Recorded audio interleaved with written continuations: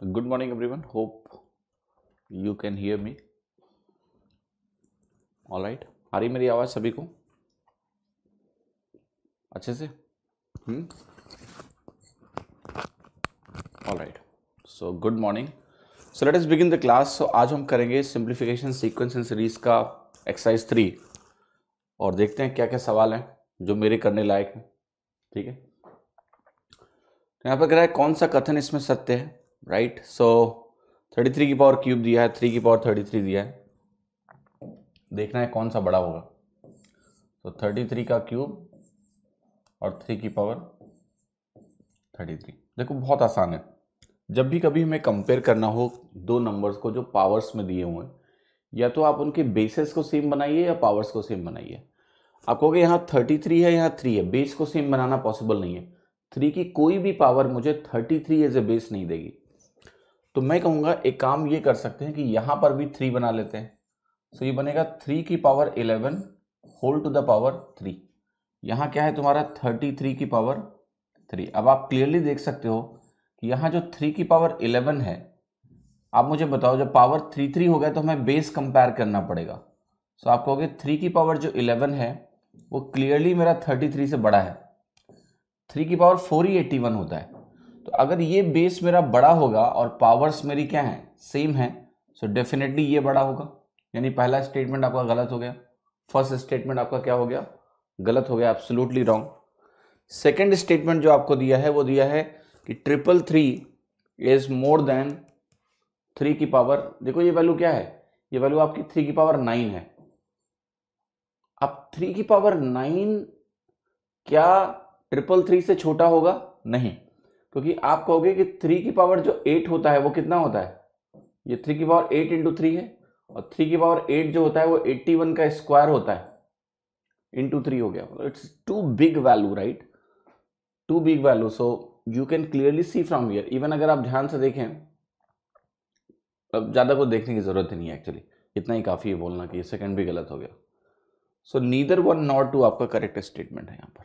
ठीक है, कौन सा सही है? Neither 1 not 2. किसी को कोई दिक्कत हो रही है सवाल में? नहीं होनी चाहिए. कि पहला स्टेटमेंट मैंने बोला क्यों गलत है, हमने पावर्स को सेम बनाया और कंपेयर किया कि जो अंदर चीज़ें हैं वो किस में बड़ी हैं वही बड़ा होगा. ठीक है. दूसरे में आपको मैंने दिखा दिया कि 3 की power 9 is a much bigger value, है ना. आप अगर देखो इसको ऐसे भी लिखो आप कि हम लिखेंगे इसको 27 का स्क्वायर, वही 729 हो जाता है. ठीक है. So it's value which is having much more value than 333 for sure. ठीक है. तो ये हो गया आपका. आगे बढ़े. ये सवाल देखिए. ये सवाल कह रहा है कि P की वैल्यू एक बड़ी भारी सी दी है, Q की वैल्यू एक बड़ी भारी सी दी है, और कह रहा है P माइनस Q आपको बताना है कितना होगा. इंटरेस्टिंग क्वेश्चन, क्योंकि पहला जो सीरीज आपको दिया है 2 square 6 square 10 square 14 square 94 square, इसमें आप कहोगे कि टर्म्स जो है स्क्वायर दिए हैं और गैप कितना है 4 का है. पर क्या ये एपी है? नहीं. ये मत बोल देना कि पहली वाली सीरीज एपी है. एपी है क्या? आपको 2 दिख रहा है, 6 दिख रहा है, 10 दिख रहा है, 14 दिख रहा है, 94 दिख रहा है, तो क्या ये एपी है? नहीं, क्योंकि वो स्क्वायर में लिखे हुए हैं. एपी नहीं है ये. तो क्या ये जीपी है? नहीं. जीपी के लिए सेम चीज का मल्टीप्लीकेशन बार बार होना चाहिए, वो भी नहीं है वहां पर. बेस जो टर्म है, बेस टर्म जो है वो एपी में है, बट उनका स्क्वायर लगा हुआ है. यहां पर भी सेम चीज है कि बेस टर्म एपी में है बट उनका स्क्वायर है. तो ये एपी सीरीज नहीं है, ये जीपी सीरीज नहीं है. हमें निकालना है P माइनस Q. ऑफ करें तो करें कैसे इसको? देखो एक छोटा सा पैटर्न आपको दिखेगा यहां पर. जब आप P माइनस Q को एक साथ लेके देखोगे, अगर मैं P माइनस Q को एक साथ लेके देखूं और मैं यहां पर लिखता हूं इसको P माइनस Q, यहां पर मैंने लिखा P माइनस Q, और P माइनस Q को मैं एक साथ लेके देखता हूं, तो ये वैल्यू मेरी क्या है? ये वैल्यू मेरी है 2 स्क्वायर माइनस 1 स्क्वायर. ये वैल्यू मेरी क्या है? 3 स्क्वायर माइनस 2 स्क्वायर. ये वैल्यू मेरी क्या है? 4 स्क्वायर माइनस 3 स्क्वायर. और ऐसे करके हम चलते जा रहे हैं. तो आप कहोगे कि यहां पर एक चीज हो रही है कि ये जो टर्म्स बन रहे हैं, इनको अगर आप ध्यान से देखोगे, मैं इन्हीं को देखता हूं बस, तो ये वैल्यू क्या होती है आपको पता है कि अगर 2 स्क्वायर माइनस 1 स्क्वायर करेंगे तो ए स्क्वायर माइनस बी स्क्वायर के एक्सप्रेशन को यूज करोगे अगर आप, तो आपको मिलता है ए माइनस बी इंटू ए प्लस बी. मिलता है कि नहीं मिलता है? यहां खास बात क्या है कि 2 - 1 का अंतर 1 है, 3 - 2 का अंतर 1 है, 4 - 3 का अंतर क्या है 1 है। तो ये जो वैल्यू आएगी आपकी ये a + b के बराबर हो जाएगी, यानी ये वैल्यू आपकी 2 + 1 3 के बराबर हो जाएगी, ये वैल्यू 3 + 2 5 के बराबर हो जाएगी, ये वैल्यू 4 + 3 7 के बराबर हो जाएगी। यानी अगर हम इनको कंबाइन कर ले रहे हैं तो एक AP हमें बनती हुई दिख रही है। ठीक है, अरिथमेटिक प्रोग्रेशन दिख रहा है, जिसका कॉमन डिफरेंस क्या है 2 है, क्योंकि जो टर्म्स आएंगे वो इन दोनों का सम आएगा, इन दोनों का सम आएगा। अगर आप ध्यान से देखो, क्या ये बात जो मैंने लिखी है वो सही है P - Q की? नहीं। क्यों? क्योंकि देखो एक बात ध्यान से, ये गलत इसलिए है, मैंने आपको एक कुछ डिफरेंट सीरीज दिखाने की कोशिश करी है। जो क्वेश्चन में दिया है वहां 4 का गैप है, वहां 4 का गैप है, ये तो मैंने कोई और सीरीज लिख के दिखाई है। ठीक है, तो आपको करना क्या है, आपको इसी का इस्तेमाल उसमें करके देखना है कि क्या होगा। तो मैं अभी इसको हटा रहा हूं, लेट अस सी कि क्या ये चीज वहां हो रही है। इसी चीज का इस्तेमाल करेंगे। तो अगर आप P को Q से माइनस करोगे तो आप कहोगे 2² - 1² क्या बनेगा 3 बनेगा, 6² - 5² क्या बनेगा 11 बनेगा, और 10² - 9² क्या बनेगा आपका 19 बनेगा। तो यहां भी AP बन रही है कि नहीं? यस। और उसमें गैप कितना है 8 का है, तो 8 का AP मुझे बनता हुआ दिख रहा है। लेकिन क्या यही पैटर्न अंत तक जाएगा? नहीं। अभी आपको देखना पड़ेगा कि नंबर ऑफ टर्म्स दोनों में कितने कितने हैं, तो वो पता करते हैं। आप मुझे बताओ कि यहां 2 से लेके और 94 नंबर ऑफ टर्म्स निकालने के लिए आपको कोई भी ऐसा पैटर्न देखना होता है कि वो आपको नंबर ऑफ टर्म्स बता दे। सो आप कहोगे नंबर ऑफ टर्म्स देखने के लिए मैं अगर स्क्वायर पावर को स्किप करके केवल बेस वैल्यूज देखूं तो आप कहोगे बेस 2 है, फिर बेस मेरा 6 है, फिर मेरा बेस क्या है, फिर मेरा बेस क्या है, फिर आप कहोगे बेस मेरा 14 है, ऐसे करके। दूसरा तरीका मैं आपको दिखाऊं बेस वैल्यू का, आप कहोगे यहां पर कितने टर्म्स हैं, वहां पर कितने टर्म्स हैं, ये नहीं सोचते हैं। चलो हम ये सोचते हैं कि ये जो वैल्यूज हैं 1 5 9 81, आप बहुत ध्यान से देखो, यहां पर 81 को 82 मिल जाएगा। यस मिलेगा, क्योंकि यहां 4 का गैप करोगे तो 82 आएगा। लेकिन उस 82 के बाद कुछ और टर्म्स आएंगे। अगर आप ध्यान से देखो तो मैं यहां पर लिख रहा हूं 82 के बाद जो टर्म्स आएंगे आपके वहां पर वो आएंगे 86 का स्क्वायर, उसको कोई नहीं मिलेगा। आपको 90 का स्क्वायर मिलेगा, उसको भी कोई नहीं मिलेगा। और 94 का स्क्वायर मिलेगा, इसको भी कोई नीचे पेयर मिलने वाला नहीं है। ठीक है, तो ये जो AP बनेगी, पहली बात तो ये बनेगी यहां तक, जिसमें आखिरी जो टर्म होगा वो कुछ ऐसा बनने वाला है 82 का स्क्वायर - 81 का स्क्वायर। अब मुझे ये पता करना पड़ेगा यार कि नंबर ऑफ टर्म्स कितने हैं यहां पर, नंबर ऑफ टर्म्स कितने हैं यहां पर। तो या तो आप इसकी वैल्यू निकाल लो और नंबर ऑफ टर्म्स सॉल्व कर लो, या फिर मैं इसको सीधा यहां से भी देख सकता था। देखो नंबर ऑफ टर्म्स निकालने का तरीका मैंने आपको बता रखा है कि अगर आपको कोई AP दी हो, राइट, यहां पर बेस वैल्यूज AP में है कि नहीं है, तो मैं अगर एक P को ऐसे लिखूंगी 2 6 10 14, मैं अगर ऐसा लिखूं 2 है मेरे पास, 6 है, 10 है, 14 है, dot dot dot up to 94 है, और मैं पूछूं इसमें कितने टर्म्स हैं, इसमें उतने ही टर्म्स होंगे जितने इसमें हैं। क्यों? क्योंकि वहां तुमने सिर्फ स्क्वायर ही तो लगा रखा है, और क्या किया है। सो इसके नंबर ऑफ टर्म्स कैसे आते हैं आपको पता है, last term minus first term divided by common difference +1, ऐसे निकालते हो कि नहीं निकालते हो? यस। तो आप कहोगे 94 - 2 कितना हो गया आपका 92 अपॉन 4 +1, ये कितना हुआ आपका 23, और एक 24 टर्म्स। क्या ये बात सभी को समझ में आ रही है? ऊपर कितने टर्म्स है मेरे पास 24 टर्म्स है। क्लियर है? ये समझ में आना चाहिए कि there are number of terms are 24। So अगर 24 टर्म्स है और यहां आपने 3 टर्म लिख रहे हैं, इसका मतलब ये है कि 21 टर्म्स को उनके पेयर्स मिले हैं और बाकी 3 टर्म्स को नहीं मिले। 3 मैंने यहां पर उठा के लिख दिए जिनको पेयर्स नहीं मिले। तो अब आपका आंसर हो गया। कैसे हो गया? अब आप पहले तो ये AP का सम निकाल लो। 21 टर्म के AP का सम कितना होता है? आप कहोगे n/2 into 2a plus n-1 into D की वैल्यू कितनी है 8। तो ये हो गया इसका सम, 21 टर्म्स का सम। आगे देखो क्या है आपके पास है 86 स्क्वायर, 90 स्क्वायर और 94 स्क्वायर। जरा इसको देखते हैं। 86 का स्क्वायर आप कैसे निकालते हो? आप कहते हो 100 से 14 कम है, 14 और पीछे जाएंगे और फिर 14 का स्क्वायर करके जोड़ेंगे। तो ये वैल्यू जो आपकी बनेगी वो बनेगी आपकी 7396। स्क्वायर करोगे, इसका स्क्वायर करोगे तो आपको मिलेगा 8100, और इसका स्क्वायर अगर 94 का स्क्वायर करोगे तो 94 ये 100 से 6 कम है, 6 और कम करेंगे 88 बनेगा, तो ये बनेगा 8836। Are you getting this right? अच्छा सवाल है, थोड़ी कैलकुलेशन है, फिर देखेंगे इस कैलकुलेशन से क्या बच सकते हैं, नहीं बच सकते हैं, काइंड ऑफ। अब देखो ये वैल्यू जो आपकी है वो कितनी है, 2 × 3, ये आपकी 20 × 8। चाहो तो आप 2 से पहले डिवाइड कर लो या फिर आप बाद में करो, दोनों चलेगा। तो ये हो गया 6 और ये हो गया मेरा 160, तो ये हो गया 166। ठीक है, ठीक है, 166 2 से अगर आप डिवाइड करोगे तो आपको मिलेगा कितना, 83 मिला। अब 21 को हमें क्या करना है, 83 से मल्टीप्लाई करना है। सो 21 × 8 कितना होता है, 168, तो ये बनेगा आपका 1680 plus 63 plus 7396 plus 8100 plus 8836। Okay, now tell me what is the answer here. जल्दी से बताओ उत्तर क्या है, जोड़ो और मुझे उत्तर बताओ इसका। तो देखो यहां पर करना क्या है, मैं आपको अभी यही समझाने की कोशिश करूंगा कि जब भी इस तरह के आपको सवाल मिलेंगे तो ये तो देखो प्रॉपर तरीका इसको करने का है, अंत तक जाने का। लेकिन आप सवाल में अगर एक खास बात देखो यहां पर, सो मैं यूनिट डिजिट से तो डिफरेंशिएट नहीं कर पाऊंगा इस सवाल को, लेकिन मैं लास्ट 2 डिजिट से इस क्वेश्चन को डिफरेंशिएट कर सकता हूं कि मेरे आखिरी 2 अंक क्या हैं, राइट? कि मेरे आखिरी 2 अंक क्या हैं। So can anyone tell me what are the last 2 digits in the given question? तो आप कहोगे 80, ये तो मुझे 43 देगा कि नहीं देगा? और 43 को 96 करोगे तो ये लास्ट में आपको दे देगा 39। यहाँ से 39 हो गया, और 39 और 36 का सम जो होता है वो अंत में देगा आपको 75। तो आंसर होगा आपका बी, ओनली 75 इज पॉसिबल।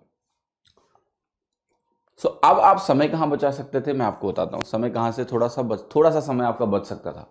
देखो इस क्वेश्चन को अंत तक इस तरीके से करने का मतलब क्या है कि आप समय की घोर बर्बादी कर रहे हैं। आंसर बिल्कुल एग्जैक्टली आएगा, वो तब करना होगा जब आखिरी के 2 अंक कई ऑप्शंस में मैच कर रहे हो। क्यों? देखो जब तुम्हें स्क्वायर टर्म्स दिए हैं तो स्क्वायर टर्म्स के आखिरी के 2 अंक निकालना आपके लिए बिल्कुल बहुत ही मजाक है। मैं आपको सिखा चुका हूं चीज कैसे। देखो ये टर्म तो देखो आपको लिखना पड़ेगा, इसका कोई चॉइस नहीं है। ये टर्म भी लिखना पड़ेगा आपको, इसके आखिरी के 2 अंक भी निकालने पड़ेंगे। ठीक है, तो यहां पर आपने आखिरी के 2 अंक मान्य निकाल लिया कि मेरा आ गया 43। तो इसका अगर लास्ट 2 डिजिट्स मेरा 43 आ चुका है तो देखो इसका आखिरी का 2 अंक कितना होगा, 14 का स्क्वायर डिसाइड करेगा 96। इसके आखिरी के 2 अंक 00 होंगे, छोड़ दो या 00 लिख लो। 94 के आखिरी के 2 अंक कितने होंगे, 36 होगा। अब देखो इसको जोड़ो जरा, 39 अंत में दे रहा है, ये 36 दे रहा है, अंत में क्या आ जाएगा 75। तो मेरी जो लास्ट 2 डिजिट्स हैं वो कितनी आ गई, दैट केम टू बी 75। तो आंसर इज व्हाट, बी। तो इस सवाल को करने का अच्छा तरीका यह है कि अगर आप ओपन हो, आप ऑप्शंस को देख के चलते हो, then your focus will be आखिरी के 2 अंक। और ये हिंट आपको मिलेगी यहां से कि देखो इनके आखिरी के 2 अंक मैं तुरंत निकाल सकता हूं comparatively than writing the square. तो जो लोग इस क्वेश्चन को स्क्वायर लिख के करेंगे, और ये क्वेश्चन आपके एग्जैक्ट एग्जाम का आया हुआ है, 2017 में आया था ये सवाल, CGL Tier 2। तो ये ऑप्शन भी मैंने नहीं बनाए हैं, ये आपके एग्जाम के ऑप्शन हैं। ठीक है, so it is possible to use them and save your time. You can save your time actually, but ये करने के लिए आपको पता है कि आप बहुत ही कंफर्टेबल होने चाहिए इन सब चीजों में, और उसके लिए आपको वो कॉन्फिडेंस पहले डेवलप करना होगा, और वो कॉन्फिडेंस आता है क्लैरिटी से और इसकी प्रैक्टिस से। तो अगर आपको पूरा सॉल्व करना है तो भैया देखो कोई दिक्कत नहीं, आप इसको सॉल्व करके निकाल लो, सॉल्व करके भी आपको यही वैल्यू मिलेगी, और आखिरी के 2 अंक से निकालना है तो वो ज्यादा सरल है आपके लिए, आपका बहुत एफर्ट बचेगा और आपका सीधा आंसर आ जाएगा बी ऑप्शन। क्लियर है सभी को? चले आगे। 1/0.4, 1/0.04, 1/0.004 को 8 टर्म्स तक जोड़ना है तो बताना है ए की वैल्यू क्या होगी, what is the value of A. Okay, तो देखो क्या है, again this question also can be done easily. A की वैल्यू क्या है, आप कहोगे ये वैल्यू जो है 1/0.4 इज 10/4 इज 2.5, तो ये 2.5 बना आपका। ध्यान से देखना, अगला टर्म जो बनेगा वो जाहिर सी बात है 10 गुना होगा, क्योंकि डिनोमिनेटर में अगर 1/10 करोगे तो ये 25 हो जाएगा।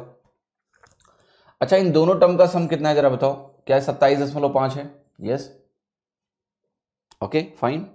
अब बताओ मैं अगर एक बार और जाऊंगा तो क्या होगा, 250 और जोड़ेगा, और 250 जोड़ने से अब जो टोटल सम होगा ये कितना बनेगा आपका, 250 और 27, 257.5। इज इट ट्रू और not? Tell me, is it true और नॉट? मैंने बोला मेरे पास 2.5 है, फिर मैंने इसमें 25 जोड़ दिया 10 गुना, तो 27.5 बन गया। फिर मैंने इसमें क्या किया, अगर मैं फर्दर देखूं ध्यान से तो मैं फिर से 1/10 कर दिया तो 250 आ गया। तो 250 और 27 सॉरी 277.5 हो गया, 277.5। Late me correct it, 277.5।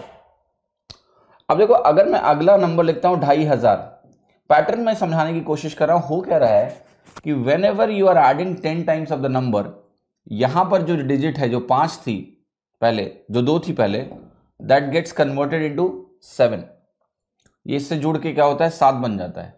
तो होगा क्या, जैसे तुम आगे जाओगे इसमें, जैसे ये लिखोगे आप 2777.5, तुमने फिर से इसमें कुछ जोड़ा तो ये 2 फिर से 7 बनेगा और यहां एक 2 आ जाएगा पहले। तो वो पैटर्न क्लियरली आपको बता रहा है कि आपका आंसर होगा सी। 2 के बाद सारे 7 होंगे और 7 के बाद 0.5 आ जाएंगे। ठीक है, क्लियर है सभी को? इज इट ओके और not? So if you want to just look understand this, questions are based on patterns. Whenever questions are based on patterns, use them. मैंने कल आपको क्या बताया था कि कोई पर्टिकुलर सीरीज जब दी जाती है तो उसमें चाहे 8 टर्म हो, 10 टर्म हो, 20 टर्म हो, एक पैटर्न बिल्ड होता है। तो अगर वो पैटर्न आप बिल्ड करके पकड़ लो तो काम बन गया। तो मैंने ये पैटर्न कहां से पकड़ लिया, 3 टर्म लिख के पकड़ लिया। मुझे 8 लिखने की जरूरत ही नहीं, मैंने देख लिया क्या हो रहा है ना। मैंने ये देख लिया कि भैया पहले मेरे पास 2.5 है, फिर तुमने इसमें जोड़ दिया 25। जब तुम 25 जोड़ रहे हो तो हो क्या रहा है जरा बताओ, ये 5 और 2 7 बन रहे हैं, 27.5 बना कि नहीं बना? और जैसे ही तुमने अगला 250 जोड़ दिया इसमें, ये जो 2 था यहां, ये 7 में कन्वर्ट हो गया और ये ऐसा बन गया। आगे तुम 10-10 गुना करते जाओगे तो क्या होगा, ये जो 2 है ये 7 में कन्वर्ट होगा, तो फिर से बनेगा 2,777.5। Do I need to now calculate exactly और ओरली पूरा करने की जरूरत है क्या? नहीं। The answer will be what? The answer is going to be C. That's the correct answer. Clear है सभी को? Now दूसरा क्वेश्चन क्या है, GP, geometric progression. Geometric progression जो है उसको समझने की कोशिश करते हैं। जीपी अगर इस क्वेश्चन में आप अप्लाई करोगे तो there are many ways out. आप जैसे कहोगे कि मैं इसमें 1.1 अपॉन ये कॉमन ले लेता हूं, ले लो, तो आपकी वैल्यू क्या बनेगी जरा, can you tell me? 1 + 1/10 plus 1/10 square बनेगी, यस, लाइक दैट। और ऐसे करके आप जाओगे 8 टर्म्स तक, yes. Anybody having any confusion? No? Then solve GP. 1/0.4 into, क्या होगा इस क्वेश्चन में? What will happen in this question now? तो आप कहोगे कि देखिए ऐसा है कि ये जो सवाल आपके सामने लिखा हुआ है अभी, है ना, क्या ये ऐसा है या उल्टा बनेगा? अगर आपने 0.4 कॉमन लिया तो क्या ये ऐसा बनेगा? नहीं। देखना ध्यान से, 0.4 से अगर सब में मल्टीप्लाई करोगे तो ये आपका ऐसा बनेगा, it will go like this. और जो 8वां टर्म होगा वो देगा 10⁻7। So whenever you are going to sum it, you are going to get 10⁸ minus 1 upon 10 minus 1। क्या ये चीज समझ में आ रही सभी को? कैसा कुछ मिलेगा? Yes, but isn't it a time waste? Isn't it a time waste? It is. You will get the answer by the way, but समय की घोर बर्बादी है फर्जी में। अब देखो 10⁸ माइनस 1 में कितनी बार 9 आता है आपको पता है? कितनी बार 9 आता है? 8 बार।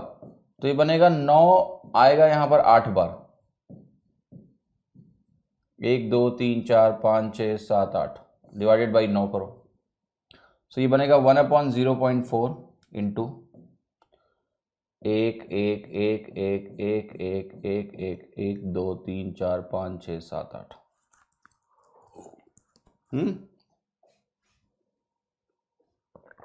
देन ये 0.4 जो तुम्हारे सामने लिखा है ना, इसको तुम फिर से लिखोगे 10/4।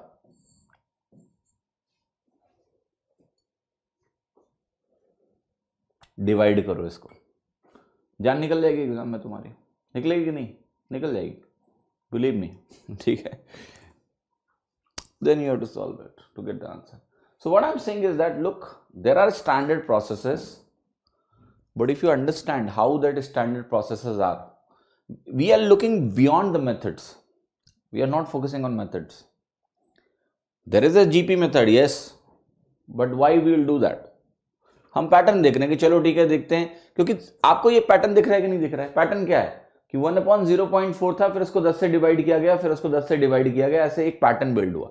तो मैंने कहा एक ही है तो क्या है, एक में अगला जोड़ा तो क्या हुआ, उसमें अगला जोड़ा तो क्या हुआ, then you will understand the pattern simply कि भैया ये नंबर जो आने वाला है ये 27 करके आने वाला है, और हो कह रहा है कि 2 के बाद 7 ही आएंगे बस। ठीक है, तो you can do like this. देखो डिजिटल सम नाम का जो भी मेथड है उसके बारे में ना तो मैं अभी बात करूंगा, ना आपको चाहता हूं कि आप करो। ठीक है, don't talk about it right now. ठीक है, फर्जी मेथड है। I am not saying it's not useful at some places, but never rely on digital sum, never ever.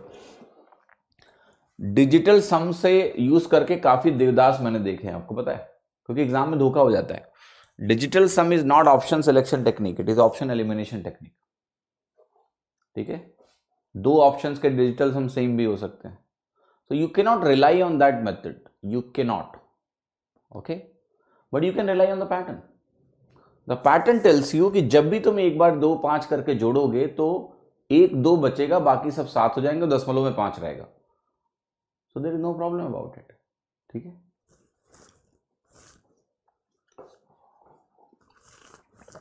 DS में आपको पढ़ाऊंगा, but I will teach you when syllabus will be over. 2 class में उसकी briefing दे दूंगा कि वो क्या है क्या नहीं है, कहाँ सतर्क रहना है, तो उस पर रिलाई मत करो अपने सॉल्यूशंस के लिए, बिल्कुल भी नहीं। m की वैल्यू दी है, n की वैल्यू दी है, what will be the value of m plus n। ठीक है, how will you find that out? मुश्किल नहीं होगा, मुश्किल नहीं होगा। देखो एक चीज तो आपका क्लियर है कि ये दोनों आंसर नहीं है। कैसे? अगर मैं खाली पहले टर्म को जोड़ लूं, खाली पहले टर्म को जोड़ लूं, तो भी मुझे 0.4 मिल रहा है, m प्लस n मिल रहा है कि नहीं मिल रहा है? यस, तो 0.4 अगर ऐसे ही मिल रहा है तो ये तो नहीं होगा भैया। अच्छा, अब जरा एक बात बता दो मुझे कि क्या तुम मुझे यूनिट डिजिट बता सकते हो? यहां पर देखो, सबसे अंत में ये आ जाएगा, सबसे लास्ट में ये जाएगा, क्योंकि इसमें दशमलव के बाद 003 है, 3 डिजिट्स हैं, तो आपको पता है दशमलव के बाद 6 डिजिट मिलेंगे यहां पर, तो लास्ट में तो 9 आना है, तो आंसर क्या हो गया? ए। एक्चुअली वही डायरेक्टली देख सकते थे आपको। Okay, we can see that directly कि जब हम ये सीरीज लिखने जाएंगे तो दशमलव के बाद सबसे अंत में कौन तक जाएगा? ये जाएगा 0.003, तो इसका जो स्क्वायर है वही बनाएगा इस डेसिमल का आखिरी अंक, तो वो 9 बनेगा, और 9 किसी और में दिया नहीं है, यही दिया हुआ है, तो यही सही होगा। ठीक है, this is the only option that can be correct, so that's how you can mark it, but let's see, let's solve it. So आपने कहा ये मेरा 0.1 है, ये मेरा क्या है 0.01 है, और ये मेरा क्या है 0.4 टाइम्स 4 डिजिट्स आएंगे यहां पर, तो ऐसा बनेगा। ठीक है, अब अगर आप इसको जोड़ते हो तो m की वैल्यू क्या मिलेगी? 0.10101 मिलेगा। अब देखो यहां पर एक चीज का ध्यान रखना, यहां पर जो चीज आपके सामने लिखी है इसको बहुत अच्छे से इसको समझ लेना, क्योंकि यही पैटर्न आपके एग्जाम में रिपीट हो सकता है, यही पैटर्न आपके एग्जाम में रिपीट हो सकता है। तो इसेंशियली तुम कर क्या रहे हो? ट्राई टू अंडरस्टैंड, जब 0.1 मेरे पास है और मैंने 0.1 का स्क्वायर किया, ठीक, तो आपको पता है यहां पर हुआ क्या है, सॉरी ये मैंने गलत लिखा है, I have written this wrong. क्या गलती थी जरा बताओ? ये वैल्यू आपकी 0.1 थी, और यहां पर इसका जो स्क्वायर आया है तो ये 1 और 1 आएगा, यहां पर ऐसा आएगा। ठीक है, क्लियर? मैंने गलती लिख दी। Okay, clear? 0.1101।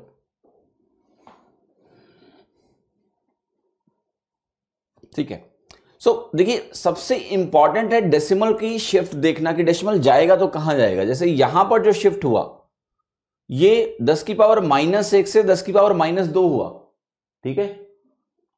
तो यहां पर क्या हुआ, यहां पर एक प्लेस राइट में सरका, पर ये 2 से 4 हुआ, तो क्या हुआ, यहां से देखो इसके कंपैरिजन में 2 प्लेस राइट में खिसका कि नहीं खिसका, यस। मैं आपसे ये सवाल पूछता हूं कि मान लिया मैं आपको ऐसे नंबर दे दूं कि 0.1 है मेरे पास, 0.1 का स्क्वायर है, 0.1 का क्यूब है, नहीं 0.1 नहीं लिया इन्होंने, 0.01 लिया और इसका क्यूब लिया, स्क्वायर लिया। तो हमें यही समझने की जरूरत है कि देखो नंबर्स में ये कर क्या रहे हैं बेसिकली, जब भी इन्होंने यहां 0.1 लिखा, यहां भी इन्होंने 0.1 ही लिखा, तो कोई दिक्कत नहीं थी, सेम नंबर लिखा। मैं आपको एक नया पैटर्न समझाने की कोशिश कर रहा हूं, मैं आपको एक ये पैटर्न समझाने की कोशिश कर रहा हूं कि हो सकता है तुम्हें सवाल इस पे मिल जाए कि 0.1 है और मेरे पास यहां 0.01 का स्क्वायर है और मेरे पास 0.01 की पावर यहां पर आपको दिया जाए, 0.001 की पावर स्क्वायर दिया जाए, समझ रहे हो, जो कि दूसरा टाइप का पैटर्न है। तो यहां पर आपको थोड़ा सा अलर्ट रहना है, क्योंकि डेसिमल में कई बार ऐसी मिस्टेक हो जाती है कि आप समझ नहीं पाते हो कि डेसिमल जाएगा कहां, ठीक है। तो ये इंपॉर्टेंट है, ये भी मैं आपको एन के साथ समझा ही दूंगा। तो यहां पर इसकी वैल्यू आपको मिल गई ना 0.1101। अब एन को जरा ध्यान से देखो, एन की वैल्यू क्या आएगी, पहले की वैल्यू 0.3 आएगी, दूसरे का स्क्वायर जब आप करोगे तो 0.0009 आएगा, 4 प्लेस जाएगा, ठीक है। तीसरे का जब आप स्क्वायर करने जाओगे तो बेसिकली 0.0000, ये सही समझ में आया कि नहीं आया, ठीक है।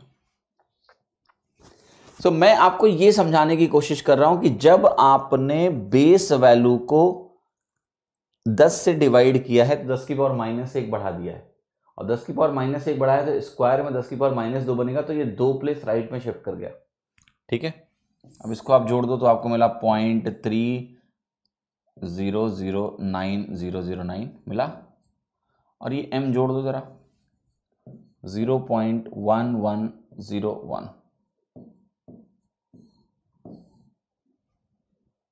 यहां पर एक ही, सॉरी,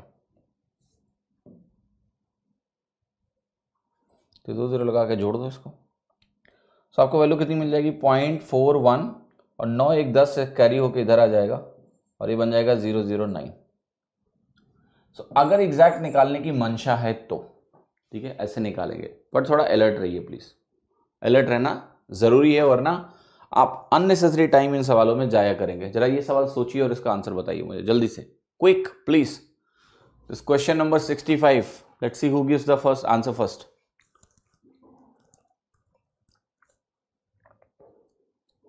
टू 2017 में अच्छे सवाल आए थे, कंपैरिजन बेस्ड, मतलब मजा आया था उस पेपर को देखकर,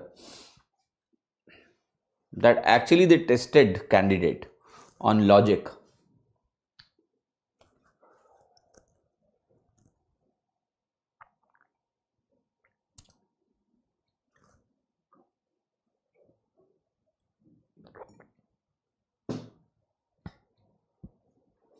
करें quick please. So look at this question, interesting one. सबसे पहले तो ये होता है कि क्वेश्चन में कैसे हम आइडिया लगाएं, कैसे हम पैटर्न को देखें। सो आप सबसे पहले एक चीज देखो कि जितने भी नंबर्स यहां लिखे हुए हैं क्या वो आसपास के नंबर हैं, 96, 97, 95, 97, 96, 98। Then you look at another pattern. Numerator में अगर 96 लिखा है तो डिनोमिनेटर में उससे एक कम लिखा है और उससे एक ज्यादा लिखा हुआ है, राइट। सेम क्यू के साथ है, आर तो चलो अपना 1/97 लेके बैठा ही हुआ है। सो मैं कहूंगा कि जो मेरी पी की वैल्यू है, अगर मैं इसको 96 लिखूं तो मेरा एक सवाल है, क्या इसको मैं 96 स्क्वायर -1 लिख सकता हूं, बिकॉज वो 96 से एक कम है और 96 से एक ज्यादा है, यस। क्या जो मेरी क्यू की वैल्यू है वो 1, ये 97/97 स्क्वायर -1 हो जाएगी, 97 से एक कम, 97 से एक ज्यादा। अब मैं क्या कहूंगा कि P की वैल्यू को जरा ध्यान से देखो, क्या है, it is 1/96 - 1/96। What about Q? Q की वैल्यू है मेरी 1/97 - 1/97। देखो 1/96 और 1/97 ऑलमोस्ट क्या है, नेग्लिजिबल है, लेकिन इंपॉर्टेंट है। P और Q में मुझे मालूम है किसका डिनोमिनेटर छोटा है, P का डिनोमिनेटर छोटा है। अगर P का डिनोमिनेटर छोटा है Q से, तो डेफिनेटली मेरा जो P है वो Q से बड़ा हो जाएगा। पर अभी R को भी देखना पड़ेगा। R 1/97 है, ये वैल्यू 97 से थोड़ा सा कम है, सो Q की वैल्यू मेरी R से ज्यादा होगी। सो PQR, P Q से बड़ा होगा और Q R से बड़ा होगा, बी ऑप्शन। ठीक है, क्लियर है सभी को? Nobody should have any kind of problem. Okay, समझ में आया सभी को? सो देखो सवाल क्या होगा जब एग्जाम में आएगा, तो ये लॉजिक हिट होना चाहिए, और इसके लिए आपको एक कीन अटेंशन रखना पड़ेगा। वो कीन अटेंशन यही है कि अच्छा क्या दिख रहा है आपको। अगर आप देखोगे तो आप कहोगे 96 से नीचे 95 97 है, यस, +1 -1 है, तो I can make it square and go like that. तो जब ये सवाल आपने अभी देख लिया तब तो ये आपकी मेमोरी में रहेगा, बट एग्जाम में अगर कुछ नया फेंक दिया तुम्हारे ऊपर, तो इसलिए स्किल डेवलपमेंट बहुत जरूरी है। ठीक है, कि नया भी फेंक देगा then I will be able to think. तो ये सब बेसिक पैटर्न्स होते हैं कि भैया ऊपर तुम्हें 96 दिखा, नीचे 95 × 97 दिखा, so that is a clear indication that -1 + 1, so I can write it as a 96 square -1 and then compare. ठीक है, which of the following statements are true? so देखो यहां 2 में दिया है तुम्हें फ्रैक्शन कंपैरिजन, कंपेयर करवाते हैं, मजा आएगा तुमको। और यहां तुम्हें क्या दिया हुआ है, सिंपल सा एडिशन। यहां बारिश हो रही है बहुत तेज, ठीक है, कई दिनों से।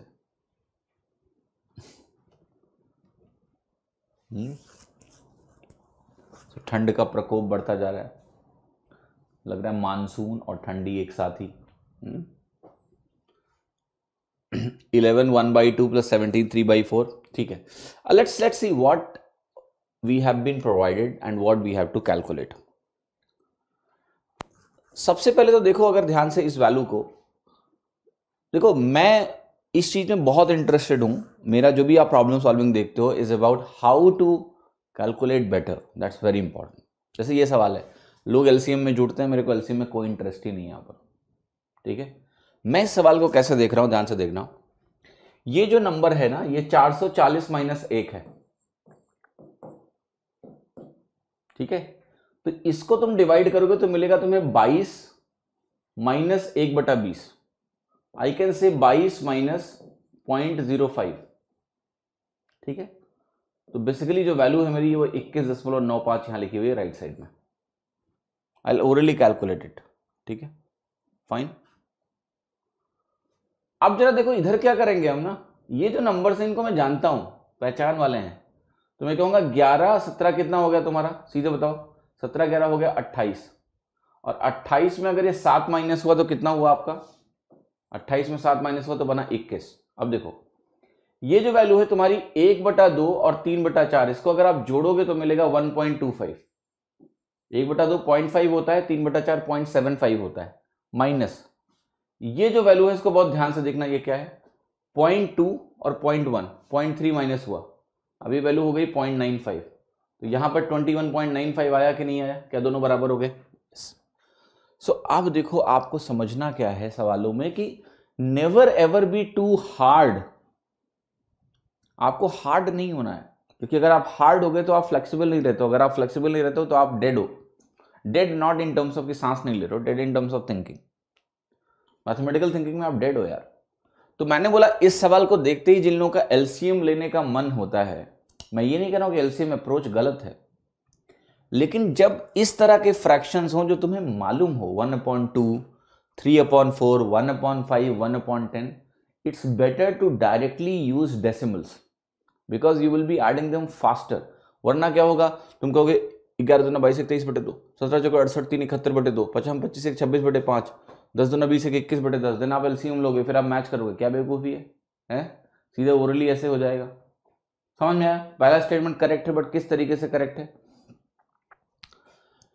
9/1078। अब फ्रैक्शन कंपैरिजन आया मजेदार। ठीक है, देखो 9/1078, 11/1127, 12/1219। अब देखो इस क्वेश्चन को दो तरीके से कर सकते हैं। एक, अगर आप ध्यान से देखो then we can actually take 11 in the denominator, 9 in denominator and check, right. कैसे? अगर 1 मैं यहां पर लिखूं और 9 से इसको डिवाइड करूं, सो आप एक बात बताओ मुझे, ज्यादा दिमाग लगाओगे तो फर्जी में समय बर्बाद होगा। ये आप अगर ध्यान से देखो तो मैं इसको लिखूं 9 का 100 गुना, तो ये 100 गुने से 178 ज्यादा है। ओके, ये देखो क्या है, 100 गुने से 27 ज्यादा है, ये 100 गुने से 19 ज्यादा है। So can I tell you out of 3 values कहां पर तुम्हें हाईएस्ट मिलने वाला है? यहां पर वैल्यू लिस्ट मिलने वाली है, क्योंकि 100 गुने से 19 ज्यादा था, 19/12 करोगे और ये मिडिल में रहेगा। अगर आप इसको कैलकुलेट करोगे तो 1 upon lowest will become highest, 1 upon highest will become lowest, and this is the relation, and therefore second statement is absolutely wrong. सही है? क्लियर है कि नहीं? Make sense? ऑलराइट। दूसरा गलत है। वैसे ये बात सही है कि इसमें ऑप्शन हम डायरेक्टली लगा सकते हैं, ठीक है, क्योंकि पहला अगर ट्रू है तो पहला तो ट्रू होना चाहिए, राइट। और नन दिया है तो क्या आंसर हम ऐसे लगा सकते हैं कि पहला करेक्ट होगा? क्या हम आंसर ऐसे लगा सकते हैं ओनली 1 करेक्ट है? नहीं। देखो नन ऑफ दीज जो दिया हुआ है ना, उसमें हो सकता है 1 and 2 हो। ओनली 1 का मतलब केवल पहला सही है, तो आप ये जजमेंट अभी नहीं ले पाओगे कि केवल पहला सही है, इसलिए आपको अगले स्टेटमेंट देखने पड़ेंगे। धोखा मत करें अपने साथ। मुझे लगा आपने सही बोला है कुछ। ठीक है, ओनली 1 ऐसे नहीं मार्क कर सकते कि पहला करेक्ट है तो ओनली 1 लगा दिया। ये कौन सी बात है? ओनली 1 का मतलब केवल पहला सही है, हो सकता है दूसरा भी हो। तुम्हें कैसे पता कि दूसरा नहीं सही है? अगर दूसरा भी सही होगा तो आप नन ऑफ द ट्रू मारोगे ना, पहले चेक करो। तो एक तरीका ये हुआ, ये समझ में आया सभी को? मैंने क्या बोला भैया, मैंने कहा देखो ऐसा है, मैं ना इसको 9 को नीचे ले जाऊंगा, 11 को नीचे ले जाऊंगा, 12 को नीचे ले जाऊंगा, डिनोमिनेटर को कर दूंगा डिवाइड, ऊपर बना दूंगा 1। ऊपर मैंने अगर 1 बनाया तो मैं क्या कह रहा हूं, 9 के 100 गुने से ये काफी ज्यादा है। ये क्या है, 9 का 100 गुना करोगे 900 आएगा, ठीक है, और 900 से 178 ज्यादा है यार। तो बेसिकली ये जो वैल्यू है ये 1/100 प्लस 178/9 है। अब मैं लिख के बताऊंगा, जो आपको कहानी की तरह मेरा समझ में नहीं आया। मैं कहूंगा ये 100 गुने से 27 ज्यादा है तो 27/11 बनेगा। ये 1/1200 100 गुना प्लस 19/12 ज्यादा है। तुम मुझे बताओ इसमें कौन सा लोवेस्ट है? ये वैल्यू लोवेस्ट है कि नहीं है? ये वैल्यू मिडिल में है और ये वैल्यू हाईएस्ट है डिनोमिनेटर में। तो डिनोमिनेटर का लोवेस्ट हाईएस्ट बनाता है, तो ये हो गया रेशियो। ओके, अच्छा नन इज ट्रू लिखा हुआ है क्या? इनमें से कोई नहीं। देखो इनमें से कोई नहीं का मतलब है इन तीनों में से कोई नहीं। स्टेटमेंट नहीं कि नन इज ट्रू, भाषा में थोड़ा गड़बड़ी कर गए हैं वो। ओनली 1 तो नहीं हो सकता है ना, ठीक है। तो इधर आओ, एक तरीका ये हो गया। दूसरा तरीका बताता हूं तुमको। 9/1078 यहां लिखा हुआ है, 11/1127 यहां लिखा हुआ है, और 12/1219 यहां लिखा हुआ है। अब इसको ध्यान से देखते हैं, इन दोनों को कंपेयर करो जरा। आप कहोगे यहां कितना चेंज है? आपने कहा यहां जो चेंज, देखो इसका 10% क्या होगा, इसका 10% ही 100 से ज्यादा होगा, पर जो चेंज है क्या वो 100 का है? नहीं। तो ये लेस देन 10% का चेंज है।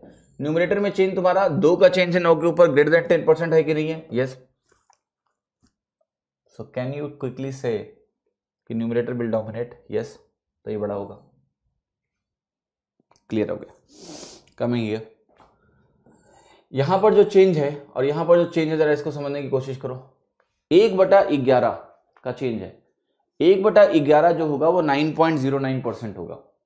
ये सभी को मालूम है?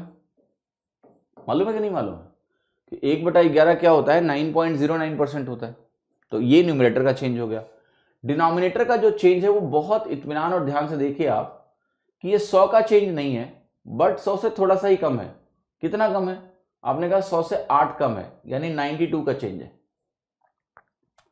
अब ये जो 92 का चेंज है 1127 के ऊपर, जरा आप मुझे बताओ कि 9 बार आप जा सकते हो क्या इसमें? नहीं जा सकते हो। तो ये क्लियरली जो परसेंटेज आपका आने वाला है ये लेस देन 9% है। इसका 9% निकालोगे ना तो वो 99 दिख रहा है मुझे साफ साफ। तो इसका मतलब ये हो गया कि ये मोर देन 9 है और ये लेस देन 9% है, ये डोमिनेट करेगा तो जो न्यूमरेटर चाहेगा वही होगा। बढ़ता हुआ न्यूमरेटर फ्रैक्शन को बढ़ा देता है। ठीक है, क्लियर? तो नन इज ट्रू का मतलब नन ऑफ दीज है, क्योंकि तुम्हारा पहला तो सही नहीं है। ठीक है,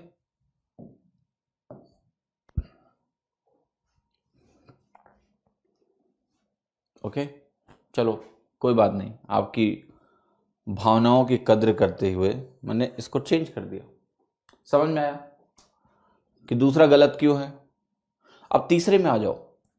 तीसरा जो सवाल है ये बहुत ही सरल सवाल है। ठीक है, 49, 51, 53, 55, 57, 59। अब देखो, अगर न्यूमरेटर और डिनोमिनेटर में बराबर का चेंज हो रहा है, 4 और 4 का, यहां भी 4 और 4 का, तो जब लोअर बेस होगा तो चेंज हाई होगा। तो यहां पर आप खुद देखोगे कि न्यूमरेटर डोमिनेट करेगा। इक्वल चेंज है, लोअर वैल्यू डोमिनेट करेगी, न्यूमरेटर डोमिनेट करेगी। न्यूमरेटर डोमिनेट करेगी तो क्या होगा? यहां पर दूसरा फ्रैक्शन पहले से बड़ा होगा, तीसरा इससे बड़ा होगा, क्योंकि ये हाईएस्ट न्यूमरेटर लेके बैठा हुआ है। तीसरा करेक्ट हो गया। सो यहां पर हो गया आपका 1 and 3। So 1 and 3 are correct.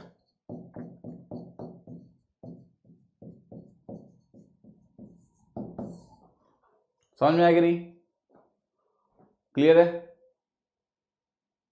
Okay, ये समझ में आ रहा है? जब देखो बराबर का चेंज है 4 का, तो 4 का चेंज 149 पे, 4 का चेंज 151 पे, कौन बड़ा होगा? 4 का चेंज 149 पे। तो न्यूमरेटर डोमिनेट करेगा, तो न्यूमरेटर बढ़ गया, फ्रैक्शन क्या होगा? बढ़ेगा। तो ये गलत हो गया यार, सही नहीं हुआ। हाँ, तीसरा सही नहीं है एक्चुअली में, सॉरी। देखो, ये अगर बढ़ेगा तो बढ़ना चाहिए ना वैल्यू, तो ये भी गलत हो गया। तो आंसर ओनली 1 हो गया। But considering this that we have made both of them wrong, और इसको आप नन ऑफ दीज कर लो।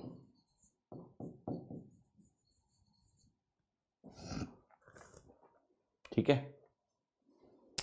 तीसरा देखो, मैंने फिर से बोला कि देखो परसेंटेज वाला तरीका लगा लो। 49 से 53 गए, 51, ये सब पढ़ा चुका हूं, फिर से मेरा टाइम बर्बाद कर रहे हो आप लोग। 49 से 53 गए, 51 से 55 गए, 4 बढ़ाया, 4 149 के ऊपर और 4 151 के ऊपर, कौन बड़ा होगा? 4 149 के ऊपर। अगर 4 149 के ऊपर बड़ा होगा, ठीक है, तो ये डोमिनेट करेगा, तो ये वैल्यू बड़ी आएगी, ये बड़ी आएगी, तो ये छोटा नहीं होना चाहिए, तो ये भी गलत होगा। सेकंड का सेकंड फिर से बताएं, सेकंड का सेकंड आप दोबारा देख लेना। ठीक है यार, ये मेथड में पढ़ा चुका हूं पूरा। फ्रैक्शन कंपैरिजन नाम का एक चैप्टर अच्छे से मैंने करवाया आपको, जिसमें मैंने परसेंटेज चेंज के हिसाब से क्या होता है सब डिटेल में पढ़ाया हुआ है। प्लीज इसको रिवाइज करो, वरना तुम मुझे आज सवाल ही नहीं करने दोगे। जो चीजें हो चुकी होती है उसको कौन रिवाइज करेगा? आप। तब ये फटाक से समझ में आएगा आपको मैं क्या कर रहा हूं। परसेंटेज चेंज देख रहा हूं और क्या देख रहा हूं, ये देखो कह रहा बताओ इसमें कौन सा स्टेटमेंट सत्य है। आज 2 रिलेशंस दिए हैं और आपको पता लगाना पड़ेगा। ठीक है, अच्छा एक बात देखो, नजरें बिल्कुल शार्प होनी चाहिए। कौन कह रहा है कंपैरिजन नहीं पढ़ाया? बकवास मत करिए, ठीक है, पढ़ाया गया है। मैंने आपको पढ़ाया ना, न्यूमरेटर और डिनोमिनेटर की, न्यूमरेटर बढ़ेगा, डिनोमिनेटर कम होगा। ठीक है, मुझे याद है मैंने पढ़ाया, चिंता मत करो। तो ये मत बोलो कि नहीं पढ़ाया गया है, क्लास को ठीक से देखा करो। ठीक है, मैं ऐसे लिख के नहीं कराता हूं कि this is the type, no, but it has been well discussed. याद नहीं है आपको कि मैंने कहा था न्यूमरेटर बढ़ेगा, डिनोमिनेटर भी बढ़ेगा, तो दोनों एक दूसरे के अगेंस्ट काम कर रहे हैं। एक कह रहा है आई लव यू, एक कह रहा है आई डोंट लव यू। पढ़ाया है, बदतमीजी नहीं करो। ठीक है, तो ये मत बोलो कि नहीं पढ़ाया गया। हाँ, रिवाइज नहीं किया, वीडियो मिस कर दिया होगा, सो गए होगे तुम। देखो ध्यान से इसको। सो अब अगर मुझे कंपेयर करना है तो देखो सबसे बड़ी बात क्या है यहां पर, जो पहला स्टेटमेंट है 2/3√5, 3/2√5, यहां पर आपको दिया हुआ है। ओके,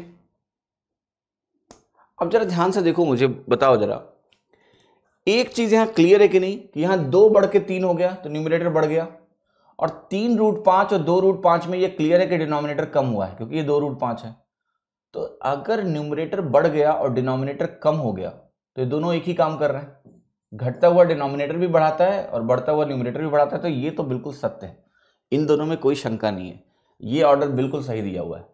अब यहां देखो 3 5 हुआ बढ़ा, 2√5 4√3 हुआ, ये भी बढ़ा या घटा, देखना पड़ेगा, थोड़ा डिटेल में देखना पड़ेगा।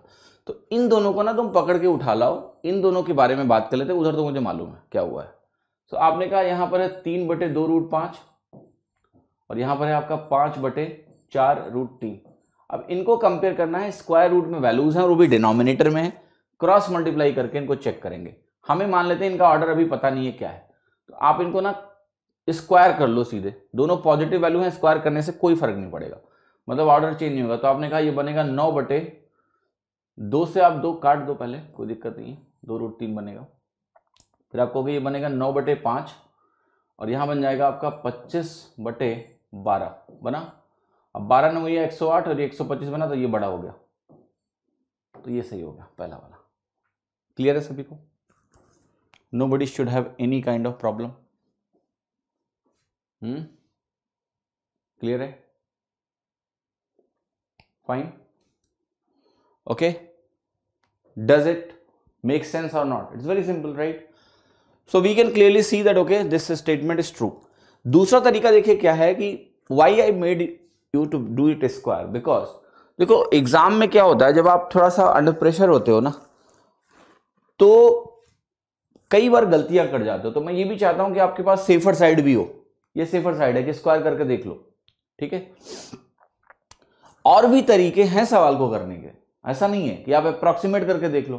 अप्रॉक्सीमेट करके देख सकते हैं, कैसे? देखो आपने कहा मेरे पास ये वैल्यू दिया है 3/2√5 दिया हुआ है, यस। यहां दिया है मुझे 5/4√3 दिया हुआ है कि नहीं दिया हुआ है? बहुत सारी चीजें आप कर सकते हो यहां पर, there are many things possible, बिना स्क्वायर किए हो जाएगा, बट स्क्वायर करने से क्या है, नंबर्स दिख जाते हैं, नंबर्स दिखने से आपको थोड़ी आसानी होती है, ठीक है? आप ऐसे भी सोच सकते हो कि ये 3 है और इस 2 से तो मैं 2 काट ही सकता हूं, इसमें कौन रोक लेगा? कोई नहीं रोक सकता है। अब जरा ध्यान से देखो कि यहां पर तुम्हारे पास 3 है और यहां पर तुम्हारे पास √5 है जिसकी वैल्यू 2.2 के आसपास, 2.23 के आसपास होती है। यहां पर तुम्हारे पास 5 है और ये 17 दूना 34, 3.4 के आसपास बनेगा, ठीक है? Tell me which value is more, which value is less, ठीक है? सो आपने कहा अगर मेरे पास ये 22 है मान लिया, तो 22 सेकंड में 22 जाऊंगा, 80 बचेगा, 22 4 बार भी नहीं जा पाऊंगा, 1.3 के आसपास। यहां देखो 34 340 प्लस 160 है, क्लियरली आप 4 बार जा रहे हो, ठीक है? 4 बार जा रहे हो आप, बिकॉज यू हैव 140, सो ये बड़ा हो गया। But again I am saying there is no need to calculate square root. This is very easy method to square. To be honest to yourself that okay it is easy. If you square you can clearly see what's happening. इन दोनों का comparison direct दिख रहा है क्योंकि यहाँ √5 और √5 है, तो कोई शंका ही नहीं है। लेकिन इन दोनों के कंपैरिजन में it's better if you square and see. आसान है। Why to waste time in this thing? Because it will take time और आपसे गलती भी हो सकती है, never know, ठीक है? तो पहला तो करेक्ट हो गया। अब आते हैं दूसरे में। दूसरे में देखो प्रॉब्लम समझते हैं पहले क्या क्या हुआ है। 3 आपका 2 हो गया, घटा, यस। 2√5 की rough value can you tell me क्या है? 2√5 जो होगा ये होगा लगभग 4 दशमलव कुछ और ये बनेगा 5 दशमलव कुछ। सो न्यूमरेटर कम हो गया, डिनोमिनेटर बढ़ गया। न्यूमरेटर अगर कम हो गया है, ये कम हो गया है और डिनोमिनेटर मेरा बढ़ गया है जो कि मुझे साफ साफ दिख रहा है, तो ये फ्रैक्शन छोटा होगा, तो ये गलत हो गया। कलम ही नहीं उठाई आपने, ओनली 1 आपका करेक्ट होगा।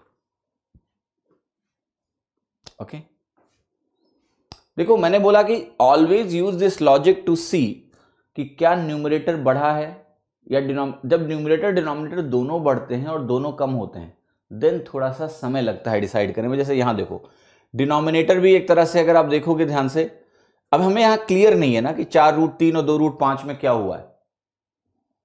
क्लियर? थोड़ा सा क्लैरिटी मिसिंग है। हम इसको एक तरीके से और देख सकते हैं, इसको मैं आपको दिखाता हूं। आप ऐसे देख सकते थे, जैसे 3/2√5 है यहां पर और 5/4√3 है, राइट? अब यही लॉजिक आप यहां भी यूज कर सकते हो। आपने कहा देखो ये मेरा बढ़ा कि नहीं बढ़ा न्यूमरेटर? यस बढ़ गया। 2√5 की रफ वैल्यू कितनी है? 4.4 है, यस। ये वैल्यू कितनी है? 4√3 अगर आपके सामने मैंने दे दिया तो आपको पता है ये 17 चौके 68 है, द प्रॉब्लम इज कि न्यूमरेटर भी बढ़ रहा है, डिनोमिनेटर भी बढ़ रहा है। जब ये दोनों बढ़ते हैं तभी समस्या आती है, तभी समस्या आती है कि कौन ज्यादा बढ़ा है, ये पता करने के लिए समस्या आ जाती है। जब दोनों बढ़ते हैं तो हमें डोमिनेशन पता करना पड़ता है कि कौन डोमिनेट करेगा, हु विल डोमिनेट, राइट। यहां पर भी आप क्लियरली देख सकते हो कि न्यूमरेटर डोमिनेट कर रहा है, क्योंकि ये जो वैल्यू रफ है और ये जो रफ वैल्यू है, यहां पर आप देखो कितने का चेंज है, तो आपने कहा 2.4 का चेंज है, 50% से ज्यादा का चेंज है। यहां पर जो चेंज है वो 66% का लगभग है। क्लियर है? तो यहां पर आपको थोड़ा एक्यूरेट होना पड़ेगा। 52 यहां क्लियर है कि हमने बहुत ज्यादा अप्रोक्सीमेट नहीं किया, हमने 2.23 को 4.4 लिख दिया है, यहां पर हमने 1.7 लेके कर दिया है। तो दिस इज रफली we can clearly see that this change is approximately more than 50%। ये 66% का चेंज है, तो वो न्यूमरेटर डोमिनेट करेगा, इसलिए वैल्यू बड़ी होगी। बट ये रिस्क ना लेके आप यहां पर सीधा अगर स्क्वायर करते हो तो ये आपके लिए ज्यादा आसान है, देखना इट इज मोर इजी। ठीक है, सो एनीवे यहां पर आपको समझ में आ गया कि ये वैल्यू गलत है। ठीक है, पहला ही गलत हो गया तो आंसर क्या हो गया, गलत हो गया। कोई ज्यादा आपको हेडेक यहां लेने की आवश्यकता थी नहीं। ठीक है, आगे बढ़े। m दिया हुआ है, n दिया हुआ है, बताना है m अपॉन n की वैल्यू क्या है। जरा सॉल्व करो इस सवाल को और बता दो। है कुछ नहीं सवाल में, फिर भी मैं पूछ रहा हूं, बताओ। आप कैलकुलेट करके मुझे आंसर बता दो, उसको सॉल्व करने की मुझे आवश्यकता नहीं है। आपको बस करना ही है, देखो कि 1/3 को इंटू करके 3/1 कर दो, यहां पर इसको इंटू करके 5/3 कर दो, यहां पर इंटू करके इसको 5/6 कर दो, m निकाल लो, n निकाल लो, आंसर आ जाएगा। ठीक है, क्लियर है, fine. Look at this question, इसका लॉजिक हम लोग कर चुके हैं। 11 7 18 भी है, 10 7 18 भी है, बीच में प्लस लगा हुआ है, तो जहां दूरी कम वहां अट्रैक्शन ज्यादा। 11 और 7 की दूरी कितनी है आपस में, 4 की दूरी है, यहां दूरी 2 की है, तो अट्रैक्शन ज्यादा वहां होगा। सही है। दूसरा देखो, 17 11 28, 15 13 28, 28 और 28 कहां पर दूरी कम है, यहां कम है, तो ये ज्यादा होना चाहिए, गलत हो गया, ओनली 1। क्लियर है, nobody should have any problem. Okay, make sense, first one is correct 100%। दोनों कैसे करेक्ट हो गए, कौन बोल रहा है दोनों करेक्ट है? देखो ऐसा है, जब सम बराबर होते हैं तो दूरी देखना होता है कहाँ कम है। जो नंबर पास में होते हैं they give you more value, so this will have more value because they are closer, and that's why this second is wrong, second is not correct. Which of the following statement is true? ठीक है, अब देखो यहां पर क्या है, √12 √16 का whole cube root निकाला गया है, 24 का फोर्थ रूट निकाला गया है। सो अगेन अगर आप अप्रोक्सीमेशन में घुसोगे इस सवाल में तो हो जाता है सवाल, but you need to be really good at it. तो मेरा पर्सनल एक्सपीरियंस जो रहा है बच्चों के साथ, पहले मैं बहुत डीप में जाके इसके अप्रोक्सीमेशन सिखाता था, फिर मेरे को देखा, मैंने कहा कि वो कॉम्प्लेक्सिटी क्रिएट कर रहा है उनके लिए, बिकॉज एग्जाम प्रेशर में they are not able to apply it, they are not so good at approximation. So पहले मैं आपको एक सेफ रूट बताता हूँ इसका। तो सवालों को देखो, देखने का सेफ रूट क्या है। सेफ रूट ये है कि जब भी ऐसे सवाल आएंगे, जैसे पहला देखते हैं, तो ये तुम्हारा 12 की पावर 1/2 है, दूसरा है तुम्हारा 16 की पावर 1/3, तीसरा तुम्हारा क्या है 24 की पावर 1/4। सो कंपैरिजन के लिए आपको ये पावर सेम करनी पड़ेंगी। ठीक है, तो ये 1/2 है, 1/3 है, 1/4 है, 2 3 4 का एलसीएम ले लो। सो एलसीएम अगर आप निकालने जाओगे, 2 3 4 का जो डिनोमिनेटर में वैल्यूज हैं, तो वैल्यू कितनी आएगी तुम्हारी 12 आएगी। अब सबको 12 बनाओ, तो ये बनेगा 12 की पावर 6 की पावर 1/12। देखो मैंने फ्रैक्शन में ये पावर चेंज नहीं किया, 6/12 1/2 ही है, तो ये भी 12 की पावर 1/2 है, मैंने इस तरीके से लिखा है कि यहाँ 1/12 बने। ये बनेगा 16 की पावर 4 की पावर 1/12। देखो ये भी वही फ्रैक्शन है, मैंने अलग तरीके से लिखा है खाली। 24 की पावर 3 की पावर 1/12, राइट। अब सबका जब पावर 1/12 हो गया तो मुझे बेसिस को कंपेयर करना है और कुछ नहीं करना है। I have to compare basis. Look at 12 की पावर 6, 12 की power 6, can you tell me what it will be? 1728 into 1728। Yes, clear. What about 16 की पावर 4? 256 इंटू 256। व्हाट अबाउट 24 का cube? 24 into 24 into 24, being precise I can write 576 into 24. Now no need to calculate it, okay, no need to calculate it, just see and tell me what is highest. This is highest, कोई confusion नहीं है इसमें, सबसे बड़ा है ये जो दोनों नंबर है, जरा इनको ध्यान से देख लेते हैं, इन दोनों नंबर को हम ध्यान से देख लेते हैं।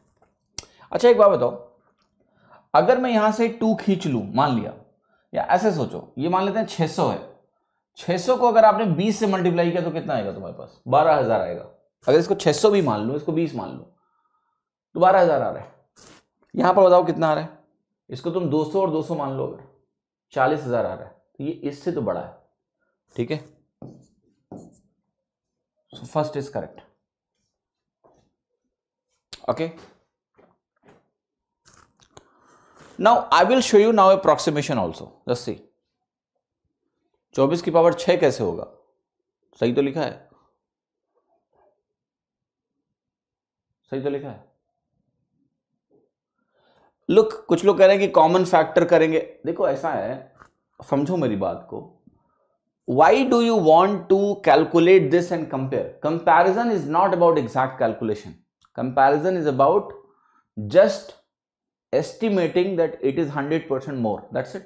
Why will I exactly calculate? Tell me. So why you are saying कि 12 की पावर 6 और 16 की पावर 4 के कॉमन फैक्टर्स को काट के कंपेयर करेंगे? सब्जेक्टिव सवाल नहीं है ये, ऑब्जेक्टिव सवाल है। सो आपको जजमेंट लेना है कि हाँ ये बड़ा है। तो मैंने जब इसको ऐसे लिखा, तो क्या तुम्हें कोई शंका है कि ये बड़ा है? मुझे तो नहीं है, आपको है क्या? ये इससे बड़ा है, कोई शंका है आपको? मुझे नहीं है। ये इससे बड़ा है, कोई शंका आपको? नहीं है, because I am seeing it, okay, it will give me a value which is larger than this, बड़ा होगा। तो आपको कोई फैक्टर वेक्टर काटने की जरूरत नहीं है, ये आपने जो पढ़ा है इसको भूल जाओ प्लीज।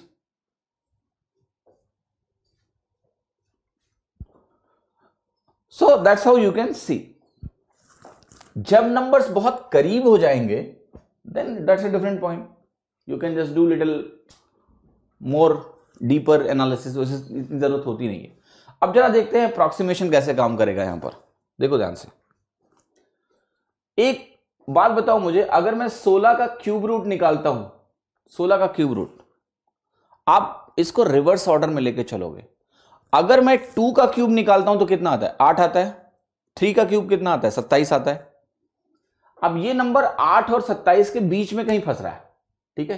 तो जो भी हो, अभी रफली तुम इतना बोल सकते हो कि ये नंबर 2 से 3 के बीच में है। यस, 2 से 3 के बीच में। और अगर आप थोड़ा सा दिमाग लगाओगे तो आपको ये भी पता चलेगा कि 2 के करीब है ये नंबर।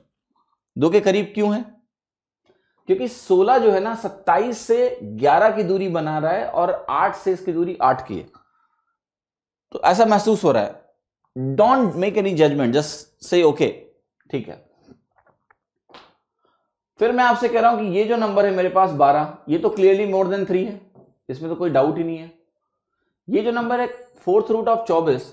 अच्छा जरा 24 को ध्यान से देखो, आपको सभी को पता होगा कि अगर मेरे पास नंबर है 49, 4.9 लेट से, इसका स्क्वायर रूट 2401 होता है। याद है सभी को? 2401 किसका स्क्वायर होता है? 49 का। 4.9 का जब आप फर्दर स्क्वायर रूट में 5 कर लो, तो मान लो 5 मान लो, 5 का 2.2 के आसपास आता है, तो ये वैल्यू आपको 2.2 के आसपास रिजल्ट देगी, राइट। अब ये जो फंस रहा है मामला, ये फंसेगा नहीं। आपको कितने लोगों को 25 का क्यूब पता है? 25 का क्यूब 15 दशमलव कुछ कुछ होता है। 2.5 का क्यूब 15 दशमलव कुछ कुछ होता है। सो मैंने जो एक जजमेंट अभी दिया कि ये 2 के पास होगा, दैट वाज रॉन्ग। देखो क्यूब में क्या होता है, क्यूबिक रिलेशनशिप में जैसे वैल्यू इंक्रीज करती है तो वो इंक्रीज बहुत ही ज्यादा सडन होता है, वाइड होता है, तेजी से बढ़ता है। क्यूब में, स्क्वायर में इतना तेजी से नहीं बढ़ता है, क्यूब में बहुत तेजी से बढ़ता है नंबर जैसे बढ़ता है cube, because you are multiplying it thrice. तो कितने लोगों को 2.5 का क्यूब पता है? बताओ, मालूम है कितना होता है? 15 दशमलव कुछ कुछ होता है। एग्जैक्ट जानने की जरूरत नहीं, बट इतना बता दो 15 दशमलव कुछ कुछ होता है, ठीक है। 15 दशमलव कुछ कुछ का मतलब देखो सिंपल सा मतलब ये हो गया कि ये जो नंबर 16 लिखा हुआ है ये 2.5x का क्यूब है। तो क्यूब रूट निकालोगे तो 2.5 समथिंग आएगा, यहां 2.2 समथिंग आ रहा है, यहां मोर देन 3 आ रहा है। तो ऑर्डर क्या है? पहला। So approximation will give you the value.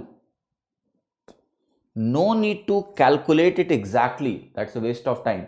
You have to see it in the reverse manner. जैसे मैं देख रहा हूं कि ये जो नंबर है 12, ये 3 स्क्वायर और 4 स्क्वायर के बीच में तो 3 से बड़ा है।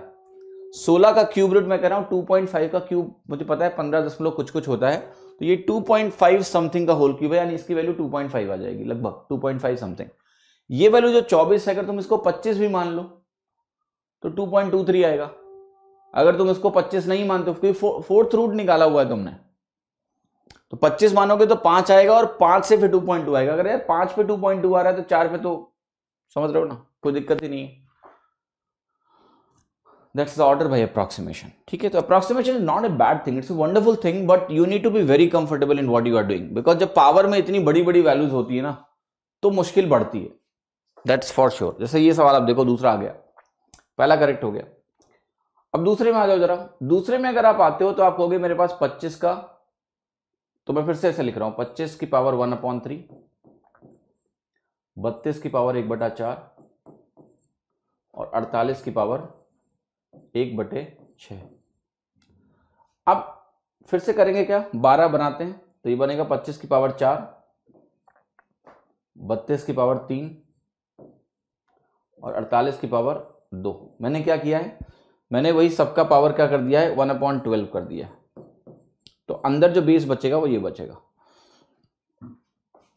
अब आप मुझे बताओ ध्यान से, जो 32 का क्यूब होगा, 30 का क्यूब कितना होता है?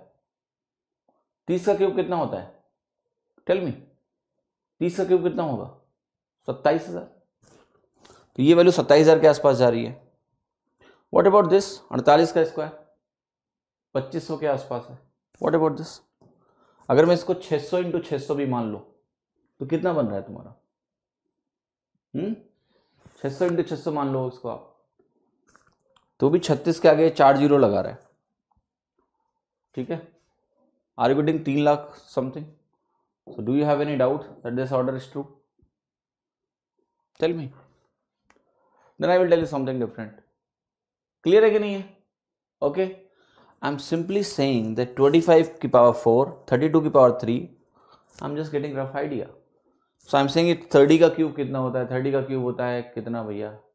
आपने कहा 30 का जो क्यूब होता है ना वो तो छोटा होता है, 90,000 से आसपास, थोड़ा सा ज़्यादा होगा, 1 लाख निकल जाएगा। चलो ठीक है। व्हाट अबाउट दिस, 48 का स्क्वायर 2500 के कम होगा। ये देखो 25 की पावर 4, 625 इंटू 625, 600 इंटू 600 अगर आप करते हो ना तो वो 3,60,000 बनता है। तो क्लियरली ये ऑर्डर करेक्ट है। एग्जैक्ट मत निकालो कि 48 का स्क्वायर 2304 होता है, बेवकूफ़ी है। When you are comparing the order, you don't need exact values. You just need the order. That's it. Why you are thinking? I tell you, I can calculate 48 square in seconds. But practically, I tell you, when I am solving the question, I am not at all, I have thought even once कि 48 का square क्या है, 4304.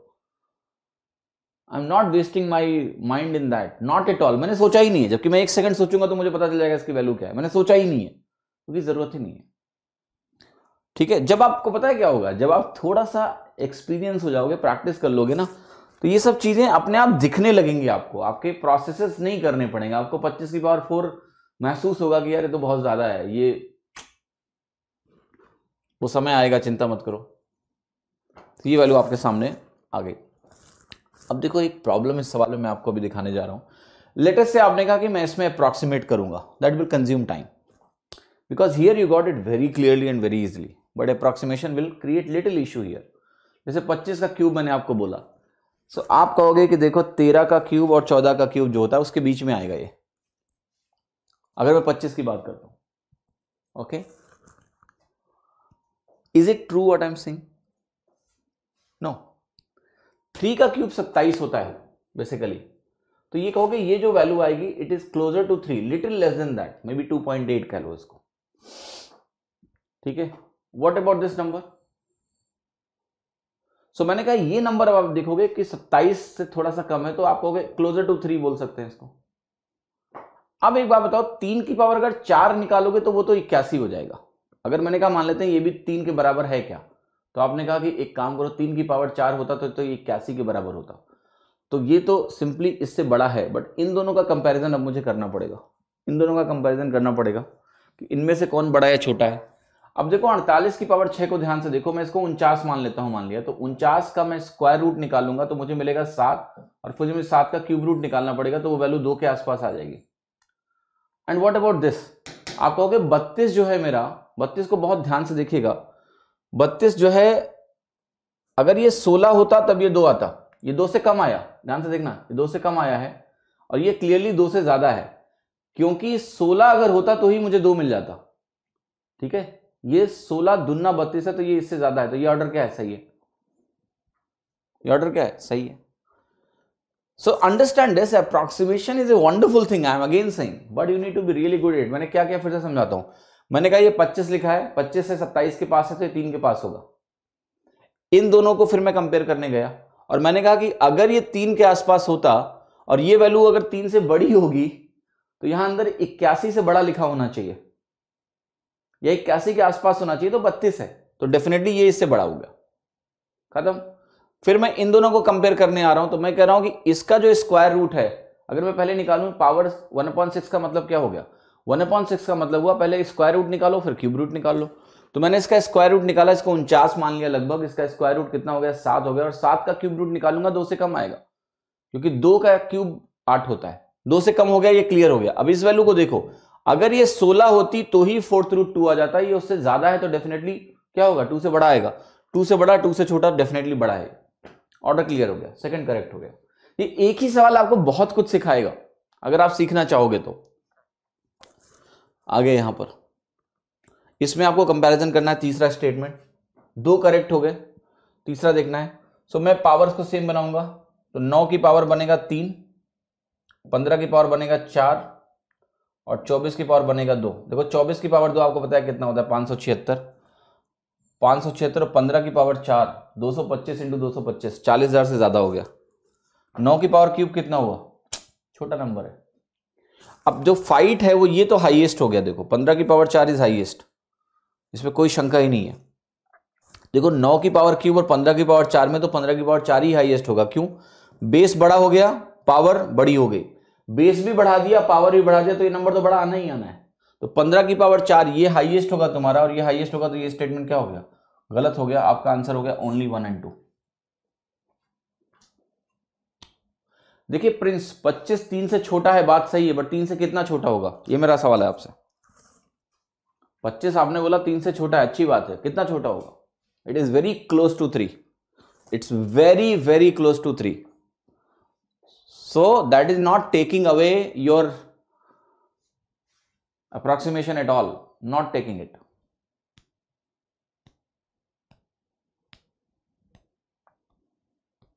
Does it make sense or not? तो वो थोड़ा sense चाहिए approximation में, मैं मना नहीं कर रहा हूं आपको, you need that sense. And then जब मैं इसको इससे कंपेयर करा रहा हूं, तो मैंने कैसे कंपेयर कराया आपको कि ये अगर 3 के पास है और यहां तुम्हें 3 लाने के लिए अंदर 81 चाहिए, huge gap is there is no confusion. So ऐसा नहीं है कि हम यहां चांस ले रहे हैं, हम चांस नहीं ले रहे हैं। Approximation is not about taking chance, 100% accuracy is there, chance नहीं ले रहा हूं मैं, okay, because I am showing you this will be bigger than this and why. So anyway, सब कुछ क्लियर हो गया। अब अगर आप यहां पर देखते हैं सिंपली इसी चीज को, तो आप देख सकते थे यार 15 का तुम क्यूब रूट निकाल रहे हो और एक छोटे नंबर 9 का तुम 4th रूट निकाल रहे हो, तो 15 का क्यूब रूट डेफिनेटली बड़ा होगा 9 के 4th रूट से। गुना नहीं कर रहे हो, छोटे नंबर का बड़ा रूट निकाल रहे हो, बड़े नंबर का छोटा रूट निकाल रहे हो, तो ये तो बड़ा होगा ही होगा, तो ये तो हाईएस्ट होगा, तो ये गलत हो गया। सो आई हैव ट्राइड कि इन सवालों के थ्रू आपको क्लैरिटी दूं कि कैसे आपको अप्रोच करना है। सो प्रैक्टिस करते रहो थोड़ा सा। एन की वैल्यू आपको दिए, बता रहा है what is the sum of the digits of N. तो पहले तो तुम्हें n निकालना पड़ेगा, और फिर उसका डिजिट सम निकालना पड़ेगा। ऑलराइट,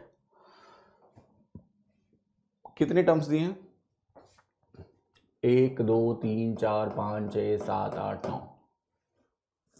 देखो यहां पर डिजिट सम ही पूछा हुआ है आपसे, ठीक है।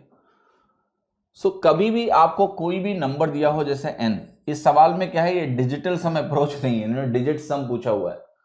तो डिजिट सम होता क्या है कि जितने भी टर्म्स आपको सम में दिए हों ऐसे, तो या तो आप सबको जोड़ के डिजिट सम निकाल लो या सबका अलग अलग डिजिट सम निकाल के जोड़ दो, एक ही बात है, there will be no change, you will get the same thing. तो यहां पर जो नंबर आपको दिया हुआ है, तो डिजिट सम अगर आपको निकालना है तो आप डिजिट सम ऐसे भी निकाल सकते हो कि भाई पहला नंबर है मेरा, उसका डिजिट सम 1 है, दूसरे का 2 है, अगले का 3 है, ऐसे करके कहां तक है 4 और 5 9, 9 तक निकाल लो। कितना आ रहा है डिजिट सम? सो आपने कहा मुझे मिल रहा है 9 इंटू 10/2 45, ये option. Okay, look at this. इस सीरीज के पहले 40 टर्म का सम निकालना है, 1 3 4 5 7 7। आइडेंटिफाई करो पहले तो कि ये सीरीज है क्या।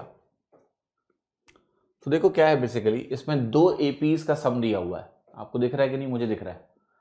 1 3 4, 4 3 7, फिर 7 3 10, एक एपी, 3 2 5, 5 2 7, 7 2 9, 2 एपी का सम एपी होता है। तो आप इनको जोड़ो जरा, 3 1 4 मिला, 4 5 9 मिला आपको, 7 7 14 मिला। देखो एपी मिला कि नहीं मिला, है ना? तो अगर हम इनको ऐसे जोड़ते जाएंगे तो अगर पहले 40 टर्म्स की बात करोगे तो इसमें आपके 20 टर्म्स ही होंगे, क्योंकि हमने दो दो को कंबाइन कर दिया। निकाल लेते हैं। n/2 सम का फॉर्मूला क्या होता है? n/2 2a plus n-1 into D, 10 8 95, 103 into 10 1030, C option. ठीक है, that's the right answer, C. इसकी वैल्यू पूछिए 9 टर्म्स तक। देखो जब मैंने आपको बताया था उसी तरह का सवाल है, 1/0.4 वाला याद है? वैसा ही है, तो वैसे चेक कर लो। 9 पद का मान निकालना है तो आप बस कुछ पैटर्न देखो। आपने कहा 1/0.2 अगर निकालूंगा मैं तो मुझे क्या मिलेगा? 5 मिलेगा। ठीक, अगली बार फिर मैं 1 ये निकालूंगा तो मुझे मिलेगा 50।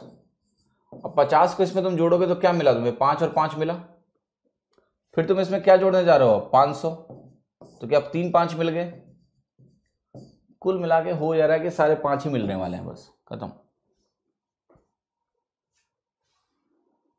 ठीक है, आप ऐसे भी देख सकते थे डायरेक्टली, ऑलराइट, कि हर बार हो क्या रहा है कि मेरा जैसे ही 2 5 आपको शुरू में दिखा, आपको पता है आगे 5 5 ही जुड़ना है।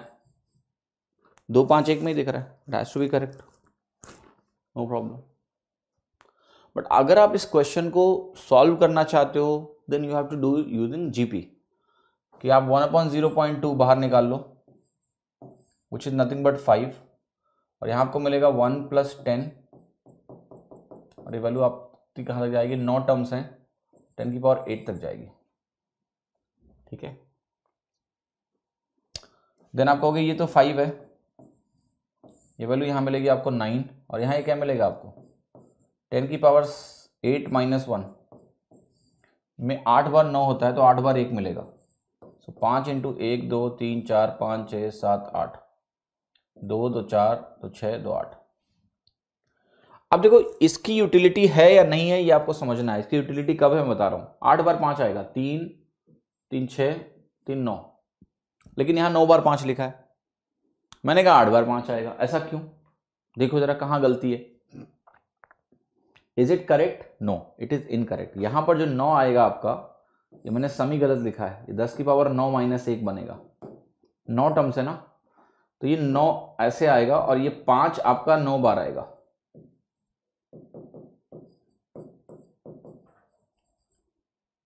ठीक है, तो देखो होगा क्या, अगर ऐसा सवाल बनता है एग्जाम में कभी भी कि वो जो है 2 ऑप्शन ऐसे देते हैं जिसमें सारे 5 लिखे हुए हैं, सारे 5 लिखे हुए हैं, 2 ऑप्शन देते हैं, एक में 8 बार लिखा है, एक में 9 बार लिखा है, देन आपको ये देखना पड़ेगा कि मेरी डिजिट्स कितनी होंगी। ओके, कितनी डिजिट्स मुझे मिलने वाली हैं। Then only you will be able to pick this. ठीक है, वो हम ऐसे भी देख सकते हैं। अच्छा बताओ यहाँ पर नवा टर्म क्या होगा तुम्हारा? पहला टर्म तुम्हारा अगर 5 है और अगला टर्म तुम्हारा 50 है, दूसरा टर्म, तो आप कहोगे मेरा नवा टर्म कितना होगा? जरा बताओ, क्या वो 5 इंटू 10 की पावर 8 होगा? यस। अच्छा 5 इंटू 10 की पावर 8 में कितनी डिजिट्स हैं? 9 डिजिट्स। तो अगर इसी में 9 डिजिट है तो कुछ जोड़ोगे तो 9 डिजिट तो रहेगा ही रहेगा। तो हम वहां से भी पता कर सकते हैं कि मान लिया 2 ऑप्शन में सारे 5 दिए हैं, तो कैसे निकालोगे? अगर 2 ऑप्शन में सारे 5 दिए हैं, ठीक है, तो क्या कर सकते हो आप ये देख लो कि कितनी डिजिट्स मेरे आने वाली हैं।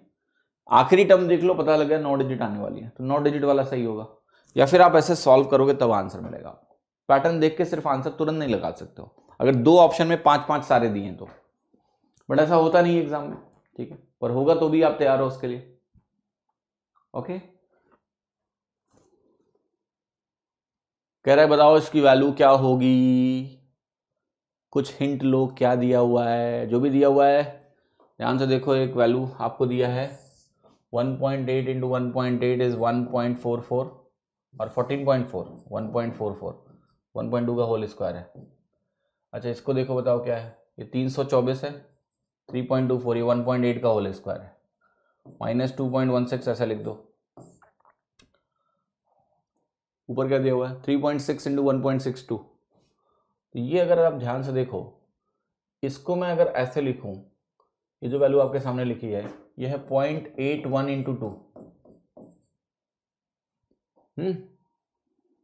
आई एम जस्ट फिगरिंग आउट कि यार यहाँ कोई एक्सप्रेशन बन रहा है क्या? सोच के बताओ। ये लिख दिया, क्या बन क्या रहा है बहुत आसान सवाल, बट कई बार इसको थोड़ा पकड़ने में लोग देरी कर जाते हैं। जल्दी बताओ क्या है ये? ऊपर क्या लिखा हुआ है आपका? 0.48 into 3.6। How will you figure out some pattern which is there? Okay tell me, क्या पैटर्न है? नीचे का तो मैंने आपको दिखाया, कुछ ऐसा दिख रहा है। तो यहां से भी आपको हिंट मिलेगी कि ये 1.2 का होल स्क्वायर है, ये 1.8 का होल स्क्वायर है। और इसको जरा ध्यान से देखो, इस वैल्यू को देखो और बताओ क्या है ये? क्या ये वैल्यू 12 इंटू 18 है? यस। तो ये वैल्यू 1.2 इंटू 1.8 है, तो क्या ये A square plus B square minus A B है? यस। अब आप कोशिश करो, ऊपर क्या आपका A cube plus B cube है, और अगर है तो वो किस नंबर का है? Then you will actually get that point. ये जो नंबर आपके सामने लिखा हुआ है, इसको जरा ध्यान से आप देखो। ये वैल्यू आपके सामने लिखी है 1 पॉइंट, क्योंकि मुझे 1.8 ही खोजना है ना ऊपर। सो 1.8 इंटू ये आपका है 0.9। अब देखो ये 1.8 है, इसका 2 खींच के इसको दे दो तो ये भी 1.8 बन जाएगा, और ये भी 1.8 बचेगा, तो ये बनेगा 1.8 का होल क्यूब प्लस, यहां देखो आप, ये है 1.2 इंटू 3। ये जो 3.3 है, इसको मैं अगर इसको दूंगा, मैंने कहा 1.2 लिखा मैंने, और 1.2 करके मैं क्या बोल रहा हूं? 0.3। 1.2 इंटू 0.3। अब ये जो नंबर मेरे पास है वही मैं आपको समझाने की कोशिश कर रहा हूं कि इस नंबर को मैं कैसे व्यक्त करूं। ठीक है, क्या ये 1.2 का होल क्यूब है? क्या ये 1.2 का होल क्यूब है? यस। ये सो ये वैल्यू ऐसे बन गई। तो ये वैल्यू कितनी आई तुम्हारी? 1.8 प्लस 1.2 यानी is equal to 3। D option. तो ये देखना पड़ेगा आपको कि वाकई में मेरा क्यूब है ना, क्योंकि अगर आप ये नहीं देखोगे फिर या तो आपको ओरल मल्टीप्लिकेशन करके आंसर निकालना पड़ेगा, उसकी जरूरत है नहीं वैसे। ठीक है, you can just directly do like this. तो identification is important and start with denominator here, क्योंकि denominator will give you direct hint. There are 3 terms, you write them, you get exact hint that ऊपर A cube plus B cube बनना है। It's a matter of now satisfaction that हम देख रहे हैं कि हाँ ये बन रहा है कि नहीं। बनना ही है। अगर नीचे तुम्हारा A square plus B square minus A B आ चुका है तो ऊपर बनना है। ठीक है, बस थोड़ा सा नजर घुमा के देखना पड़ेगा। चलो इसका आंसर बताओ क्या? ये वैल्यू आपको दी है कितना? 5/8। सो आपको बताना है x का मान क्या होगा। What will be the value of x here? Right, quick tell me the answer.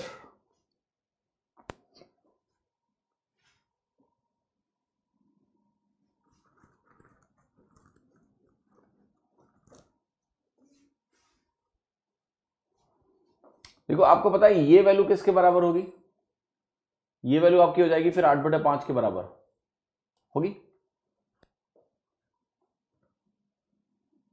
Now you just see when you can get this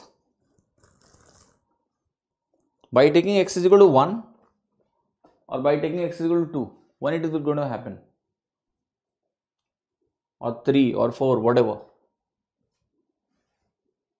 Okay, so it's very much clear,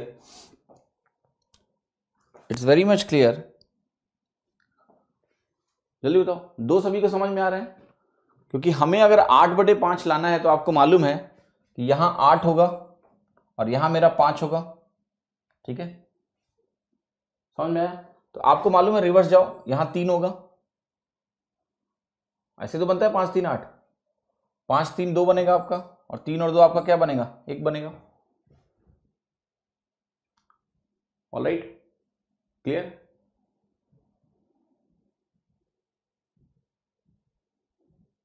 सो आप सभी लोगों को मालूम है कि what will be the value of X. X की value अगर हमें देखनी है,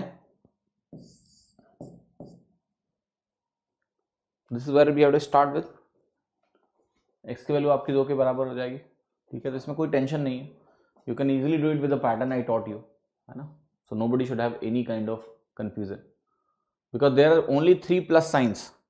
सो when there are only 3 plus signs then you know what terms I write 4 terms, 1 2 3, ठीक है, तो वहां 2 से हमने स्टार्ट किया आपकी वैल्यू। देखो ये सवाल,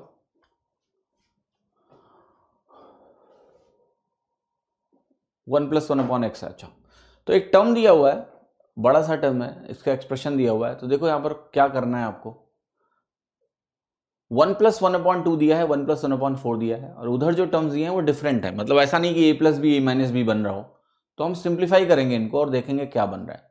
सो 1 प्लस 1/2 अगर आप ध्यान से देखो तो ये क्या बनेगा, 3/2 बनेगा। ये वैल्यू क्या बनेगी तुम्हारी, 5/4 बनेगी। ये वैल्यू तुम्हारी क्या बनेगी, 7/6 बनेगी। ये वैल्यू तुम्हारी 9/8 बनेगी। 1 माइनस 1/3 क्या बनेगा आपका, 2/3 बनेगा। ये वैल्यू 4/5 बनेगी, वो वैल्यू आपकी 6/7 बनेगी। सो यू कैन क्लियरली सी कि ये कैंसिल आउट हुआ, और ये भी कैंसिल आउट हुआ, ये भी कैंसिल आउट हो गया, यही बचा, बस बीच वाला टर्म बचा, बाकी कुछ बचा ही नहीं, राइट। सो जो कुछ बचा आपके पास 1 प्लस 1/8 बचा, और ये वैल्यू कह रहा है 1 प्लस 1/x के बराबर है। एक्स की वैल्यू कितनी हो गई तुम्हारी, 8 के बराबर हो गई।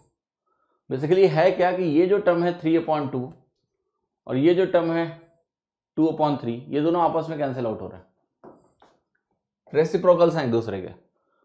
ऐसे ही ये और ये आपस में कैंसिल आउट हो रहा है, ये और ये आपस में कैंसिल आउट हो रहा है,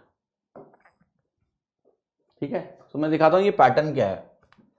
ये पैटर्न आपका सिंपली है कि अगर आपने यहां पर 1 प्लस 1/x लिखा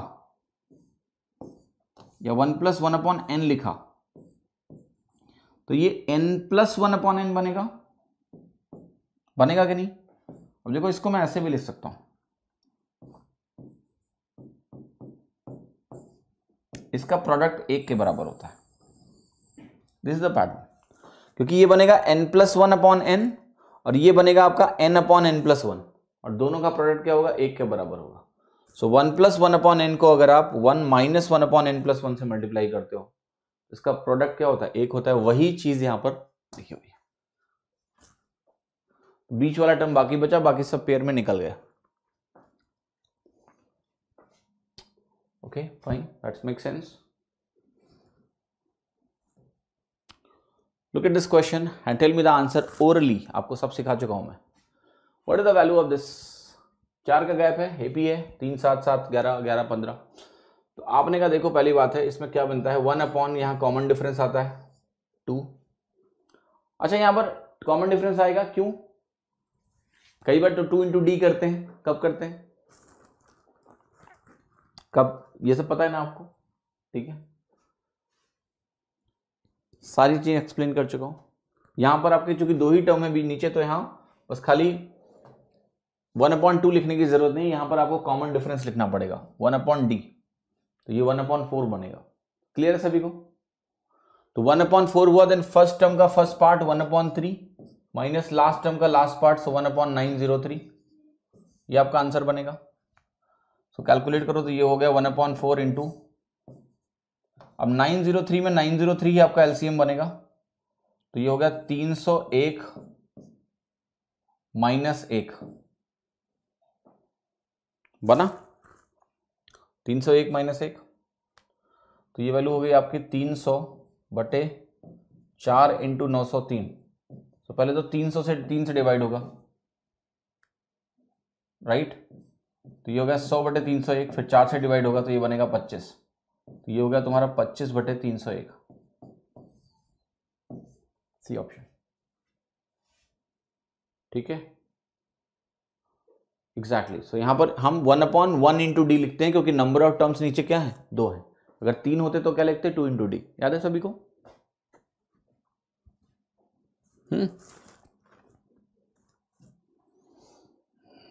what is the value of this very basic pattern जिसपे क्वेश्चन बेस्ड है? वो ये देखिए कि हमेशा ध्यान रखना कि अगर आप 11 का स्क्वायर निकालते हो तो आपको मिलता है 1 2 1।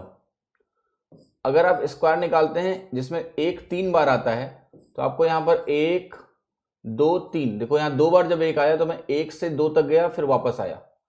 जब 3 बार 1 आएगा उसका स्क्वायर आप करोगे तो 1 2 3 जाओगे फिर वापस आओगे। अगर आपके पास 4 बार 1 है और आप उसका स्क्वायर करोगे तो 4 बार 1 होगा तो 1 से 4 तक जाओगे आप कंसेक्यूटिवली और फिर वापस आओगे। ये पैटर्न है बेसिक, तो मैं वही यूज करने जा रहा हूं। अब मुझे आंसर निकालना है, तो देखो सबसे पहली बात तो ये है कि इसमें ये दोनों आंसर नहीं हो सकते हैं। क्यों नहीं हो सकते? क्योंकि अगर मेरे पास नंबर है जिसके अंत में 1 आ रहा है तो उस सब का आउटपुट जो है यूनिट डिजिट क्या देगा, 1 देगा। और एक यूनिट डिजिट अगर 4 में है तो चारों को अगर हम जोड़ेंगे तो अंत में 4 ही आएगा। ठीक है, अंत में 4 ही आएगा, तो इन्हीं दोनों में से कुछ सही है। अब देखो यहां पर जैसे ही आपके पास लिखा है 1 2 3 4 5 4 3 2 1, मतलब 5 बार 1, तो 5 डिजिट मेरे आंसर में आने वाली है। आंसर क्या होगा, सी। मैंने अभी लगाया नहीं, कुछ नहीं लिखा, मैंने आपको सिंपल सी एक बात बोली कि देखो ऐसा है। पहली बात तो यूनिट डिजिट 4 आएगा क्योंकि सबके अंत में 1 1 आने वाला है। फिर मैंने बोला कि जो लार्जेस्ट नंबर है ना उसमें कितनी डिजिट है जरा बताओ, दिख रहा है ना आपको, 5, तो 5 डिजिट का आंसर होगा मेरा, सी ऑप्शन। बट अगर आपको सॉल्व करना है तो आप कर लो। ये आपका बनेगा 11, ये आपका बनेगा ये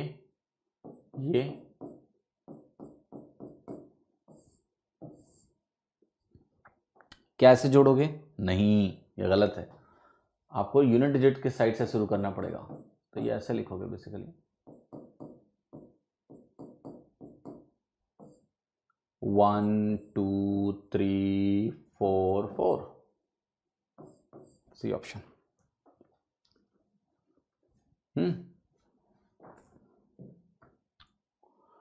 n की वैल्यू दी है, m की वैल्यू दी है, पूछा बताओ 1/n और 1/m की वैल्यू क्या होगी। ठीक है, ये भी आई थिंक 2017 वाला सवाल है। तो देखो इस सवाल को करने के 2 तरीके, एक तो होता है लग जाओ लगाने में कि भाई आंसर क्या होगा, एक just estimate, the same option the question came actually. तो आप बताओ 1/n आपका क्या होगा, क्या ये मोर देन 1 होगा? 36 है ना भैया, पक्का मोर देन 1 क्या, मोर देन 2 होगा। 1/n ऑलमोस्ट 2 होगा, तो आंसर जो आएगा ना तुम्हारा 4 के आसपास है, उससे ज्यादा ही है। मतलब ये वैल्यू एक्चुअली 36 नहीं है, 108 होता है। So it is going to be 2 almost 3 के आसपास, और ये ऑलमोस्ट 4 से 5 के बीच में आपका आंसर आना चाहिए। If you look at the options, this wrong, this wrong, this wrong, only option which is more than 1 out of given 3 was A option. क्या करना है यार, सीधा लगा दो ये। सो मैं अगेन बोल रहा हूं, you need to be alert when you look at the question, don't be dumb. People do the questions being dumb. जैसे देखा इन्होंने तुरंत ही लग गए वो लगाने में कि इसको ऐसे लिखेंगे उसको ऐसे लिखेंगे। क्या करना है यार, 1/n तुम्हें ये क्लियर है ना कि 1 से बड़ा होगा, मैं तो 2 से बड़ा बोल रहा हूं, होगा ही होगा। 1/m भी इतना ही बोल दो तुम, 1 से बड़ा होगा, दोनों 1 1 से बड़े होंगे तो आंसर 2 से बड़ा होगा, और 1 से बड़ा आंसर 1 ही दिया हुआ है। ये ऑप्शन एक्चुअल क्वेश्चन है एग्जाम का, जिसमें लोगों ने समय की घोर बर्बादी करी होगी। ठीक है, सीधा आंसर लगा दो कि आंसर होगा ए। बट एनीवे अगर आपको सॉल्व करना है तो आप क्या कहोगे, आप कहोगे n की वैल्यू जो है, देखो एग्जामिनर ने ऐसा सोचा नहीं था कि जिसने ये सवाल बनाया ना उसने भी ये नहीं सोचा है, उसने यही सोच के सवाल बनाया है कि तुम ऐसे करोगे। उसने भी यही सोचा है। तो एग्जामिनर में सवाल बनाने के लिए आपको इतना ज्ञान की जरूरत नहीं होती है, उसी ज्ञान का फायदा तो हम उठा रहे हैं। अगर वो इतना ज्ञानी होता तो वो ऐसे ऑप्शन नहीं देता। ठीक है, ये सवाल है तुम्हारा। अब तुम्हें पता है कि n की वैल्यू को आप कैसे लिखोगे। n की वैल्यू हो जाएगी तुम्हारी 369 डिवाइडेड बाई 999। m की वैल्यू कितनी होगी तुम्हारी 531 divided by 999। What is 1 upon n plus 1 upon m, ये होगा 999 इंटू 1 अपॉन 369 प्लस 1 अपॉन 531।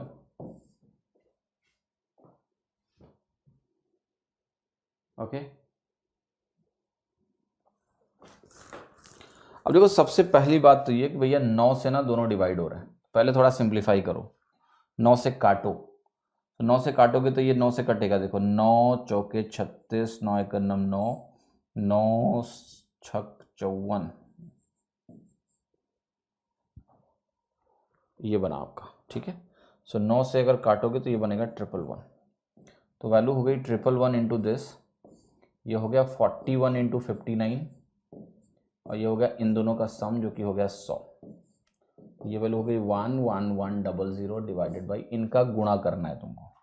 तो एक है तुम्हारा 50 माइनस 9 और एक है तुम्हारा 50 प्लस 9। ये हो गया 50 square minus 9 square, 2500 minus 81, 2419। What is answer? तो देखो ध्यान से समझो, मैं अगेन आपसे बोल रहा हूं कि जो सवाल बनाता है, तुम्हें क्या लगता है वो बड़ा स्मार्ट आदमी होता है? नहीं, उसको ये सब चीजें नहीं पता होती है। अगर पता होंगी तो वो शायद एक ऑप्शन जरूर ऐसा डालेगा, 2 ऑप्शन तो ऐसा करेगा कि तुम कम से कम ऐसे उस सवाल की धज्जियां मत उड़ाओ कि अच्छा मोर देन वन। कम से कम इतना सोचेगा कि चलो ठीक है, थोड़ा और सोचना पड़ेगा कि मोर देन 2 है, ये मोर देन ऑलमोस्ट 2 है, कुछ 2 ऑप्शन देगा इस तरह से।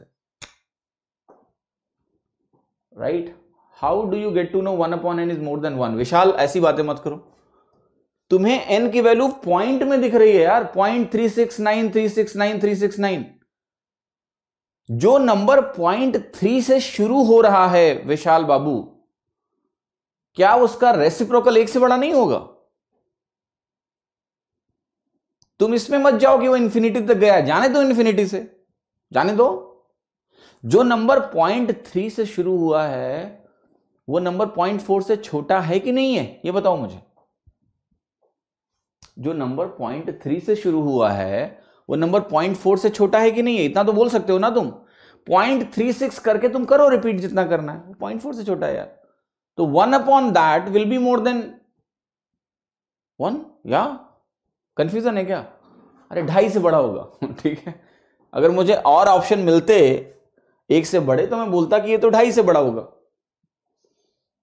जरूरत पड़ी नहीं। तो बिल्कुल रोशन करें कि मतलब वो भी किताब से, ऑब्वियसली किताब से पढ़ा हुआ है। ठीक है, मोस्टली जो क्वेश्चन बनते हैं वो ट्रेडिशनल मेथड से बनते हैं, जो थोड़ी बहुत चीजें जैसे 11 का मल्टीपल 2 डाल दिया, ज्यादा थोड़ा स्मार्टनेस दिखाई तो ठीक है, बट यूजुअली ऐसा होता नहीं है। ठीक है, वो सवाल ऐसे ही बनता है, ऐसे ही उन्होंने मस्त सवाल बनाया होगा, और क्या पता इसको लेके बोनस भी लिया हो कि देखो हमने एक अच्छा सवाल बनाया। ठीक है, कि ऐसे ऐसे करेंगे बच्चे तो ये कॉन्सेप्ट उनका टेस्ट हो जाएगा, फिर रेसिप्रोकल कराएंगे, फिर उनका एलसीएम करना पड़ेगा। यस यस यस, ठीक है, फायदा उठाओ, क्या दिक्कत है? नहीं बनेगा तो ये तो है ही है, कल को मान ले वो भी सीख गए, अगली बार उन्होंने इस बात का ध्यान रखा, कर लेंगे ऐसे। What's confusing Vishal? That's confusing. What's confusing? फर्जी बातें करोगे तो मैं डांटूंगा बुरी तरह से। अगर कोई मुझसे कह रहा है कि 1 अपॉन n 1 से बड़ा है, ये कंफ्यूजिंग है, then I will say you are doing बेइज्जती ऑफ मैथ्स। कोई नंबर जो 0.3 से शुरू हो रहा है, वो कितनी भी डिजिट्स तुमने उसमें लिख दी, इनफाइनाइट डिजिट लिखो, मुझे कोई दिक्कत नहीं है, बट जो नंबर 0.3 से शुरू हो रहा है वो नंबर लाइन पे कहां प्लॉट होगा? 0.4 से पहले प्लॉट होगा, और अगर कोई नंबर 0.4 से पहले प्लॉट होगा तो 1/0.4 ही तुम्हारा 2.5 होता है। मैं कह रहा हूं तुम इतना बोल सकते हो कि n तुम्हारा 1 से छोटा है कि नहीं बोल सकते हो। ये तुम तब नहीं बोल पाओगे जब तुम नंबर को समझते ही नहीं हो। तुम हमेशा इसको ऐसे ही देखते हो 369/999। अरे तुम लिख लो 369/999, वो 1 से छोटा है कि नहीं है। तो तुम इसको देखते ही तुम्हें लगता है कि 369/999 इसकी वैल्यू है। तुम कभी नहीं सोचते हो कि ये नंबर 1 से छोटा है। अरे जो नंबर 0.3 से शुरू हो रहा है महाराज, वो नंबर लाइन पे कहां प्लॉट होगा जरा तुम मुझे बता दो। कितनी भी डिजिट हो, आई डोंट केयर, प्लॉट कहां होगा, कहां प्लॉट होगा वो। 0.4 से नीचे ही रहेगा वो। तो उसका रेसिप्रोकल 1 से बड़ा नहीं है, उसका रेसिप्रोकल 1 से बड़ा। ऐसे ही 1/m 1 से बड़ा, दोनों 1 से बड़े हैं तो उनका सम भी 1 से बड़ा होगा। अगर उनका सम भी 1 से बड़ा होगा तो आंसर एक ही दिया है जो 1 से बड़ा है, वही सही होगा। ठीक है, क्लियर। बबीता कह रहे क्या आपने सीजीएल का पेपर भी कभी बनाया? नहीं बनाया। अच्छा है वो ना दें मुझे, ठीक है, राइट। क्योंकि अगर उन्होंने मुझे दे दिया पेपर बनाने को, जान निकल जाएगी सबकी, तुम लोगों की नहीं निकलेगी, because it will B purely logical. It will have options like this where you can eliminate for sure, but maybe 2 options where you need to see, okay, क्या ये 3 से बड़ा है कि नहीं, kind of। ठीक है, सो आज का क्लास यही खत्म करेंगे। क्वेश्चन नंबर एक और कर लेंगे, 80 नंबर भी। ओह करो करो करो, ये तो छोटा सवाल है, कर दो। दिख रहा है ना आपको ए की वैल्यू क्या दिख रही है? 0.6 का होल क्यूब, 0.2 का होल क्यूब, तो ए की वैल्यू 0.8 बन जाएगी। यहां पर आपकी बन रही है 0.6 का होल क्यूब, नहीं 0.9 का होल क्यूब, 0.3 का होल क्यूब, माइनस करोगे 0.6 बन जाएगी। 0.8 और 0.6 का होल स्क्वायर करोगे तो आपका आ जाएगा 1। ठीक है, तो ये सवाल आसान है, कर लो। ठीक है, तो आज की क्लास खत्म हो गई, अब आप पूछ सकते हो। ठीक है, राइट। समबडी सेइंग एनटीपीसी की एनालिसिस। देखिए एनटीपीसी की एनालिसिस मैं इसलिए नहीं कर रहा हूँ बिकॉज एक तो मैंने एनटीपीसी के लिए बिल्कुल बच्चों को पढ़ाया नहीं है, दूसरा क्या है कि एनालिसिस करने के लिए आपको बहुत सारे वो चाहिए होते हैं, है ना, रिसोर्सेज चाहिए होते हैं। सीजीएल के लिए वो रिसोर्सेज हम लगाते हैं, अभी उनको हम डिस्टर्ब नहीं कर सकते, वो आपके सीजीएल के लिए काम कर रहे हैं। ठीक है, क्वेश्चन कलेक्शन ये वो है ना, लंबा काम है, तो बाकी लोग कर रहे हैं, अब उनसे लो एनालिसिस, है ना, मेरे को सीजीएल के लिए यूज़ करो। ठीक है, एसएससी सीपीयू का एनालिसिस कब करवाएंगे? ऐशवीर, मैं उसके लिए बहुत बदनाम हो चुका हूँ, मुझे मज़ा आ रहा है। ठीक है, तो लोग गालियाँ बक रहे हैं। ठीक है, तो सबसे अच्छी बात क्या है ऑनलाइन दुनिया की, आप 100 अच्छी चीज़ें करो, ठीक है, एक चीज़ स्लेट कर दो तो वो ऑफेंड हो जाते हैं, तो लोग मुझे गालियाँ दे रहे हैं, तो मैंने कहा दो, अब मैं गालियाँ सुनूंगा। ठीक है, फिर करूँगा एनालिसिस। ओके, आपके शीट्स को 5 बार करके प्री क्लियर हो जाएगा क्या? Saurabh, this is a very nonsense question. Why? Maths pre में कितने नंबर का आता है? 50 नंबर का। तुम 50 में 50 भी स्कोर कर लोगे तो भी हो सकता है ना हो, अगर तुमने बाकी सब्जेक्ट नहीं पढ़े तो। सो डू नॉट से लाइक दिस कि आपकी शीट को 5 बार कर लेंगे तो क्या प्री क्लियर हो जाएगा। प्री क्लियर तो तुम्हारा मैथ्स में 0 स्कोर लाके भी हो सकता है, क्योंकि बाकी में तुम ले आओ सारे नंबर। ठीक है, now you are asking basically कि if I follow your sheet, let me correct your question. तुम्हारे क्वेश्चन पहले सही करना पड़ेगा। तुम्हारा सवाल यह है कि अगर आपकी सीट को मैं 5 बार कर लूं तो क्या प्रीलिम्स में जो सवाल मैथ के आएंगे वो मुझसे आसानी से हो जाएंगे कि नहीं, ये सवाल आप पूछ रहे हो। ठीक है, सो पहली बात ये कि डेफिनेटली देखो, शीट के जो सवाल हैं ये आपको एक होलिस्टिक कंप्लीट ओवरव्यू देते हैं पूरे कोर्स का, not only syllabus but rather they built your understanding. So it's not about कि शीट के क्वेश्चन को आपको रटना है। 5 बार करने का मतलब ये नहीं कि आपने उन सवालों को रट लिया, क्योंकि अगर आप उनको रट के जाओगे तो स्किल लेवल पे आप बहुत लैग करोगे। समझ लो मेरी बात को, अगर आपने शीट को रट लिया तो ये इसने आपकी फिर स्किल को ज्यादा इनहेंस नहीं किया है, थोड़ा बहुत इनहेंस किया। रटो मत, 5 बार शीट निकालना बहुत अच्छी चीज है। अगर आप 5 बार उसको लगाते हो तो हर बार जब आप उसको लगाओगे तो आपकी क्लैरिटी इनहेंस होगी। रेपिटेशन का फायदा क्या होता है? क्लैरिटी इनहेंस होती है। सो जब भी आप रिवीजन भी करते हो तो आपको क्रिटिकल रिवीजन करना है, रटना नहीं है कि ओ रट लो रट लो रट लो, ये सवाल रट लो, नहीं। Revision should be a critical revision, that okay why this happened, how this happened, when this happened, like that. इससे फायदा ये होगा कि हर रीडिंग में, हर रिवीजन में you will enhance your understanding. ठीक है, आपकी अंडरस्टैंडिंग इनहैंस होगी। समझ में आई मेरी बात? तो अच्छी बात है। दूसरा, मॉक के साथ इसको कंबाइन करो, प्लस 18 से लेके 20 तक कुछ क्वेश्चंस होंगे, उनको कर लेना। और वैसे भी मैं प्री के लिए कुछ स्पेशल यूट्यूब पे करने वाला हूं। आई एम नॉट श्योर कब करूंगा, बट करूंगा मैं। ठीक है, कुछ क्रैश कोर्स टाइप का प्रीलिम्स के लिए, जिसमें हल्के सवाल होंगे, प्रीलिम्स वाले सवाल होंगे, और थोड़ा focused on previous years only. So I will do start a crash course on YouTube. Okay, may be 26 जनवरी के आसपास शुरू करूंगा मैं वो। तो उसमें क्या होगा, उसमें खाली ये जो अभी टीसीएस ऊसीएस वाले जो क्वेश्चंस आए हैं ना, यही कराऊंगा बस उसमें।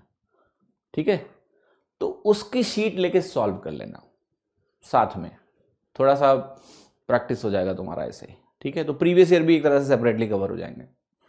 सो बहुत ज्यादा कंटेंट के पीछे नहीं भागना है। हम लोग बहुत कंटेंट कर रहे हैं यार, बहुत कंटेंट कर रहे हैं, बहुत अच्छे से सब कुछ हो रहा है। मैं एक एक सवाल को इतना ज्यादा डिस्कस करता हूं कि उससे आपका ना पकड़ बने थिंकिंग में पकड़ बनेगा, तो आपको टोटल सवाल कम करने पड़ते हैं। सो कोशिश ये करना है कि लॉजिकली हर चीज को समझो, रटना कुछ नहीं है। हर चीज का लॉजिक है, उसको लॉजिकली समझना है हमें। ठीक है, तो उसको उसी तरीके से समझो जैसे मैं समझाता हूं। समय लगाए लगने दो, क्योंकि आपको मेंस में मैथ देनी है। ठीक है, वहां बहुत अच्छा स्कोर करना पड़ेगा आपको। अच्छे से सीखते रहो, बाकी ज्यादा कंटेंट के पीछे नहीं भागना है। Mock test plus this sufficient. 1 जनवरी की पीडीएफ अपलोड नहीं हुई है, I remind the team. Shivashish कह रहे हैं कि रेमो बाइट्स जैसा कुछ स्टार्ट करिए जिसमें मोटिवेशनल एक्सरसाइज कोर्स। देखो ये अच्छा idea Shivashish. The only problem we are facing is that कि लेट्स से आपका आइडिया अच्छा है कि भाई क्लास में अगर कुछ मोटिवेशनल होता है तो उसको कट करके हम बाहर डाल दें। द प्रॉब्लम इज दैट कि उसका ना वीडियो कौन देखेगा बैठ के। ठीक है, अब टीम बैठेगी तो वो खोजेगी कहाँ मैंने मोटिवेशनल बोला। It's not possible. I was thinking to involve students, कि बच्चे जो है जो देखते हैं वीडियो, वो हमें टाइम स्टाम्प अगर भेज दें तो हम उसको कट करके और डाल देंगे इधर उधर। ठीक है, पर फिर मुझे लगा बच्चों को क्यों परेशान करूँ मैं। ठीक है, सो अभी अधर में लटका हुआ है। ठीक है, तो आप लोग वीडियो देखते हो, अगर आपको लगता है कुछ कि भाई ये पार्ट यूट्यूब पे जा सकता है, मोटिवेशनल है, तो आपको बताना पड़ेगा हमको। तो अभी इसका कोई प्रोसेस हमने बनाया नहीं है। अगर बनाएंगे तो हम आपकी मदद ले लेंगे कि आप जब वीडियो देखते हो तो नोट कर लिया करो टाइम स्टाम्प बस, कि इस वीडियो का इससे इतना मिनट ये मोटिवेशनल था, ये फनी था, तो उसको काट के हम डाल सकते हैं। ठीक है, तो इस सेपरेटली करना तो बहुत मुश्किल है, रिकॉर्ड करके नहीं कर पाएंगे उसको। आउट ऑफ द टॉपिक एक डाउट था, स्टैंडर्ड डिविएशन क्या होता है, थोड़ा एक्सप्लेन कर दीजिए। देखिए ये स्टैटिस्टिक्स है, स्टैंडर्ड डिविएशन। ठीक है, तो मैं समझा दूंगा ऐसे ही, हल्के में नहीं, अच्छे से समझा दूंगा कभी ना कभी, चिंता मत करिए।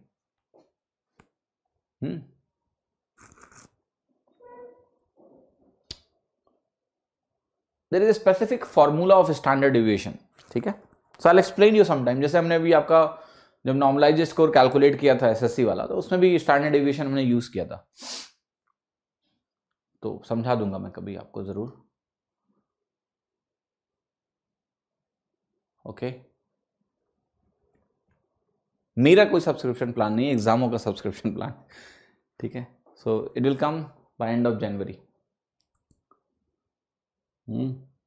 Bye end of January. Mock test का बता दीजिए कब से लगाएं मॉक टेस्ट। देखिए मैं कहूँगा मार्च से जरूर लगाइए, मार्च अप्रैल में 3 महीने इंटेंसली लगाइए, जल्दबाजी करने की जरूरत नहीं है अभी। ठीक है, you can start from February, you can start from now depending on your comfort, but make sure that March से तो करना ही करना है। ठीक है, मार्च से स्टार्ट करो हर हालत में। ओके, सो मार्च अप्रैल मई अगर हम जोड़ेंगे 3 में आपके पास लगभग 80-90 दिन होंगे। क्या करना है, 2-2 टेस्ट पर डे, 1 घंटे का टेस्ट होता है यार। ठीक है, दे देना उसी पीरियड में 100 टेस्ट कम से कम, बस। तब तक रिवीजन अच्छे से करो, बढ़िया हर चीज का। मेंस का पेपर, यार मेंस का पेपर मैंने 25 सवाल के मज़ा ही नहीं आया मुझे, लिटरली बता रहा हूँ आपको, बड़ा ही हल्का पेपर आया ऐसा लगता है, ठीक है, not to offend anyone, but 25 सवाल जो मैंने किए थे 15 नवंबर, मैंने पूरा पेपर देखा ही नहीं अभी तक, ठीक है, वही 25 सवाल जो मैंने किए थे यूट्यूब पर उतना ही देखा बस। सो एनीवे कराना है उसको, करेंगे, और शाम को एडवांस स्टार्ट करें, मैं बताता हूँ उसका प्लानिंग, चिंता मत करो, I let you know, okay. चलो घर जाओ, 9:47 हो गए, कल मिलते हैं सुबह 8 बजे। Thank you so much.